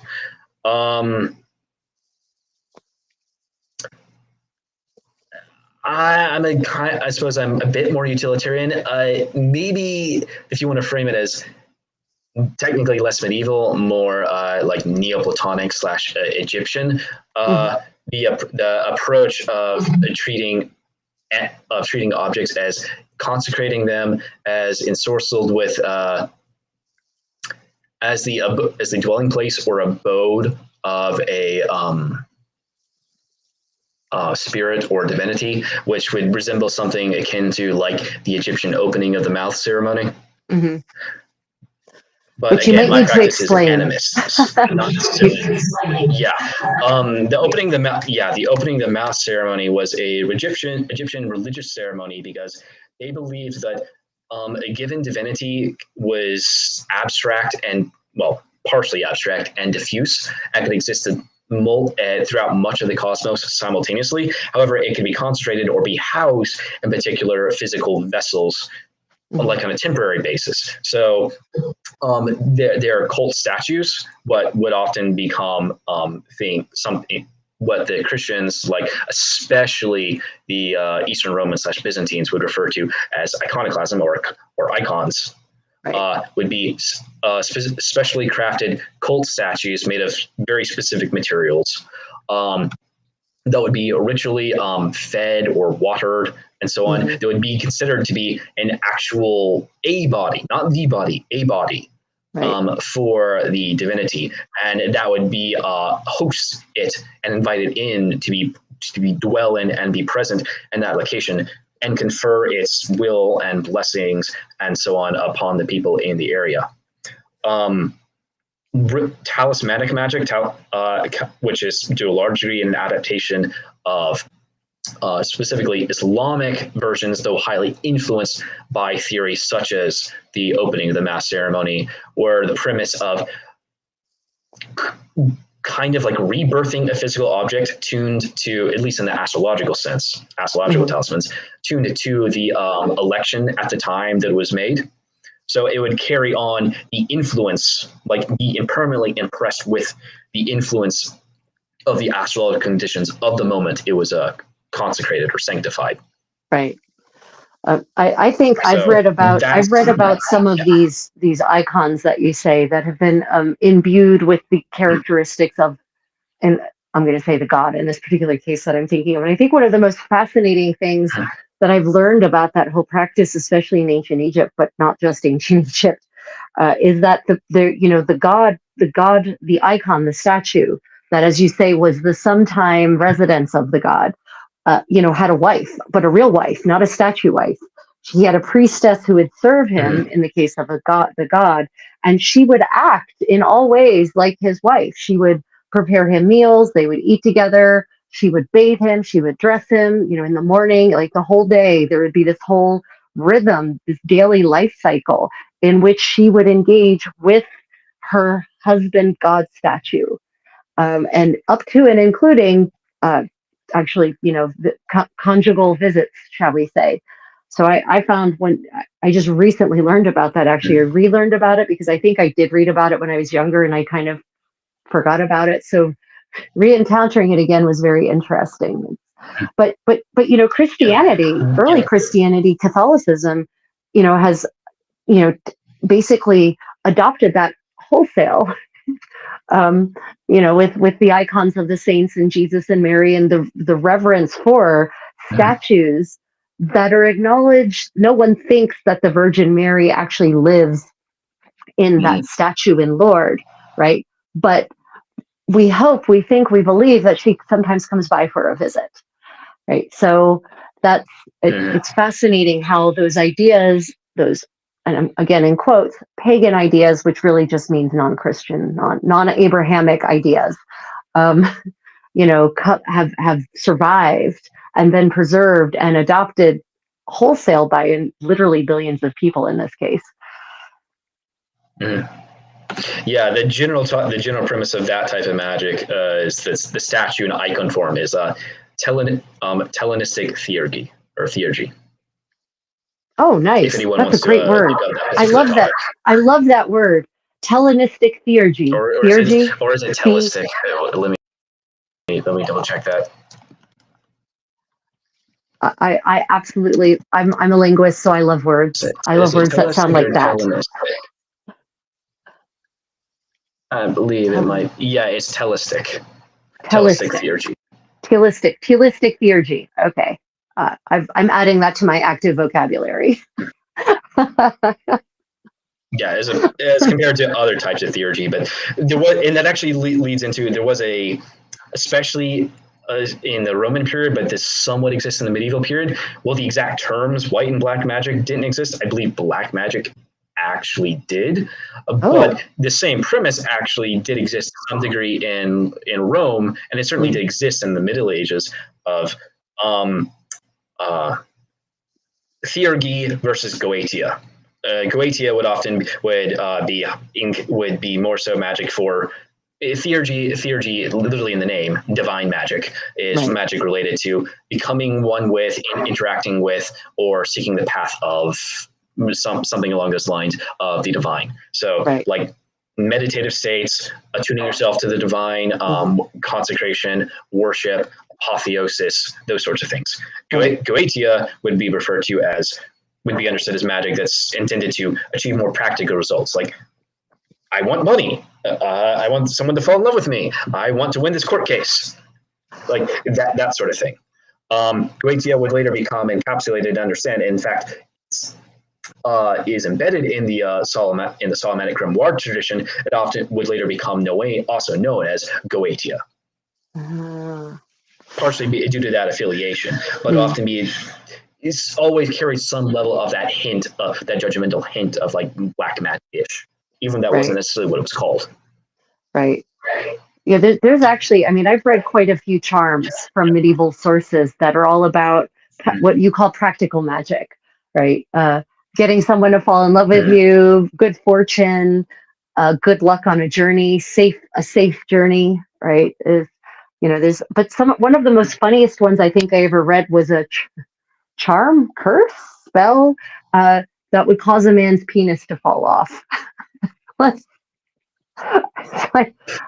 There's plenty of those. There's probably more to preserve them than to cause them to fall off, but that absolutely exists. Yeah, the Becatrix has it has almost everything. It's one of the only recorded cases we have of someone making a prescription for a spell involving a fixed star. Almost all the magical operations actually prescribe stuff for planets.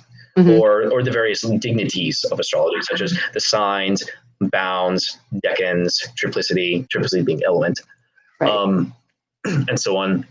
Fixed stars are fairly rare.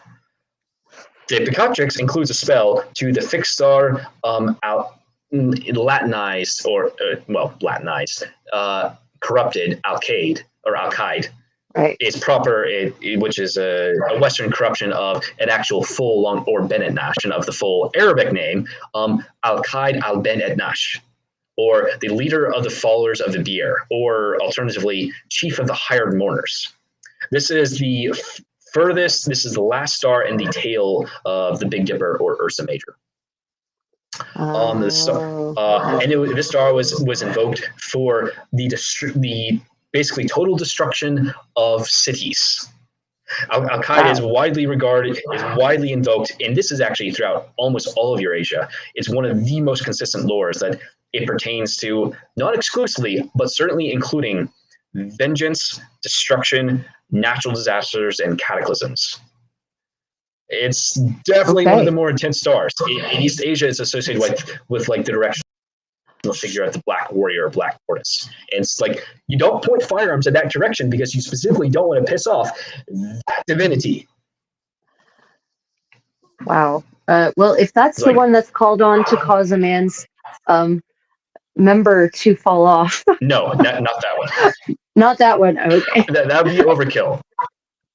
Yeah. I was going to say, that sounds like maybe more than you need. Yeah.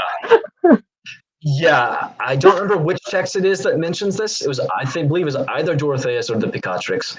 One of them, though, mentions you call on planets to affect like individuals or like a house or a building or something. You call on fixed stars to affect entire cities. Like they're the period cosmology was conceptualized as usually following something along the lines of Aristotle, like a combination of Plato and Aristotle, but in what's important in this regard is Aristotle's crystal spheres. Mm-hmm. The world was used conceptualized as geocentric. The heliocentrism was already proposed by some of the Greeks, but the prevailing view was geocentrism, with our world being often understood as the sublunar realm. We are the realm beneath the moon. And there are, depending on the source, either 8 or 9 layers above us. The first 7 correspond to each of the 7 planets, the 7 visible planets, at least, in ascending Chaldean order. So moon above us, above that is Mercury, then Venus, then the sun, then Mars, Jupiter, Saturn. And above that, depending on the exact author or tradition, you're dealing with either 1 or 2 layers, which would encompass the zodiac, the decans, and the fixed stars. But the fixed stars are always either at the very top or like just short of it. So they are extremely powerful, abstract things. Well, the case I actually recently read about a case of a woman being 15th century England, I think. She was, don't hold me to that. I'm pretty certain it was 15th century England. She was actually, she was brought up on charges of witchcraft being used for assault. She was accused by a man of having cast a spell that caused his penis to fall off. But at the trial, they examined him and they said, "Sir, you still have your part." And he literally said, "Well, I got better." That's actually that particular account that probably accounts for like at least like a third of witchcraft accusations. Something about of either it stopped working or it fell off or something to that effect. Like that's so common in that particular topic. With that, I would guess it's probably related to Mars, maybe Venus, at least on a planetary level. Yeah, as far as the question of if I were to recommend a spell to anyone, at least from an astrological basis, because I don't practice a whole lot of magic outside of the astrological level, I would probably prescribe a petition to either Jupiter or Venus, depending on the time. Basically, you light a candle, bonus points if it's appropriate color for the planet. During the planet's planetary hour, you can find a calculator online like planetaryhours.net. Like it's very easy. That's very easy to find. It's better if the planet's in good astrological condition, but you need a little know-how to do that, at least a basic. Especially good to offer incense. Better if it's if the incense is something that's sympathetic to the planet. each planet has like lists of material correspondences. Like it has colors that are good for it. It has particular herbs that are good for it, or under its dominion. And then like make an offering and request something of the planet. Venus and Jupiter I prescribe Venus and Jupiter because they're very safe. They're very easy to interact with. They're generally kind. They're benevolent. They want to do pleasurable, easy, comfortable, ethical things. Right. If you don't know what you're doing, avoid Saturn and Mars. Like, as discussed earlier. Nature, more difficult. Yeah. Okay, so wait. There's a comment. There's a comment I need to counter. I am paying attention to the chat. I appreciate the compliment. Thank you for wishing me happy sewing. So everyone, if I were to interact with the live chat the whole time, we couldn't actually have good information being shared. So I do interact with the live chat, absolutely, especially when I see actual questions coming out that we can actually answer. And sometimes when I see something that's really funny, like that's called Hong Kong Dong. Yeah, it is actually. I guess I've heard that before. Yeah, so I do interact with the chat, especially if you actually put comments that are relevant to our discussion. Then I particularly interact with the chat. Otherwise, the chat is there for you guys to engage with each other when you just want to banter, for instance. Tamakor, thank you. Good night. Sleep well. But actually, my device is at 8%, which means it's about to be at 0% because there's an exponential drop off in power levels. So right. Nevis, I really thank you so much for this wonderful chat. If there's anything you would like people to take away about astrology in medieval Europe, what would it be? Ooh, I mean, besides from what I've already said, well, also remember that, a lot of the people weren't here probably when you said it. So if you repeat yourself, it's okay. The key, the key takeaway, if you could, people walked away with one key takeaway from today, what would it be? So astrology is the study of how the movements of the heavens correspond to events on Earth. And in the Middle Ages, this was broadly speaking bifurcated both in terms of permissibility and in terms of accessibility. Mm-hmm. In terms of permissibility, things like its application to medicine and weather prediction and so on were generally acceptable. Things like magical practice and predictions of fate and anything that intersected with the topic of human free will versus fatalism was mm-hmm. much more risky business, much mm-hmm. more liable to get you something like a heresy charge. And as far as accessibility, anything that would involve casting a chart, such as natal astrology, electional, or horary, would be a lot less accessible, most largely restricted to the upper classes, right? Or at least higher, whether that be politically or economically. Right. Whereas there was a decent amount of accessibility as far as medicine and like agricultural timing, and they would at least have something like sun sign horoscopes, even if it would be understood that that's not really a particularly good utilization or understanding of it. Right. Well, thank you. This has been, I've learned a lot this room. I now feel like I have at least the baseline knowledge that a 15th century noblewoman in the Burgundian court should have. And at least now I feel like I would be able to go shopping for a good astrologer in Ghent or Bruges if I needed to.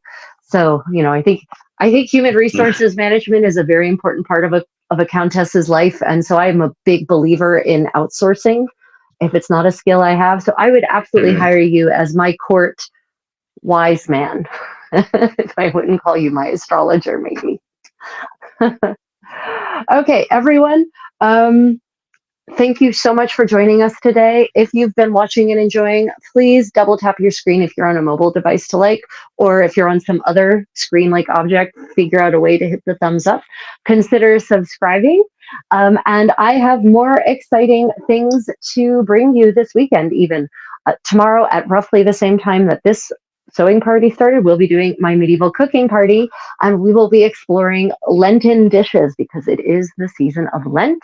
And of course, in the medieval calendar, that meant that there were specific things that you could and could not, or should and should not eat, depending on your choice of modal verbs. So tomorrow we'll be exploring at least 3 different vegetarian, possibly even vegan dishes, because that is generally what Lenten means. I then have a medieval sewing party tomorrow evening, my time, so that's like 36 hours from now-ish, or 30 hours from now-ish. We'll be doing a Frockflix chat, so we will once more be griping about the horrible state of costuming in historically inspired or historically based movies. And then on Sunday evening, for many of you in the Americas, Monday morning, my time in Korea, we'll have medieval story time once again.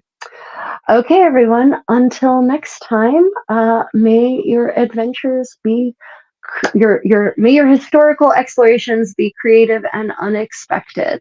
Have a lovely morning, afternoon, evening, wherever you are in the world. Good night, everyone.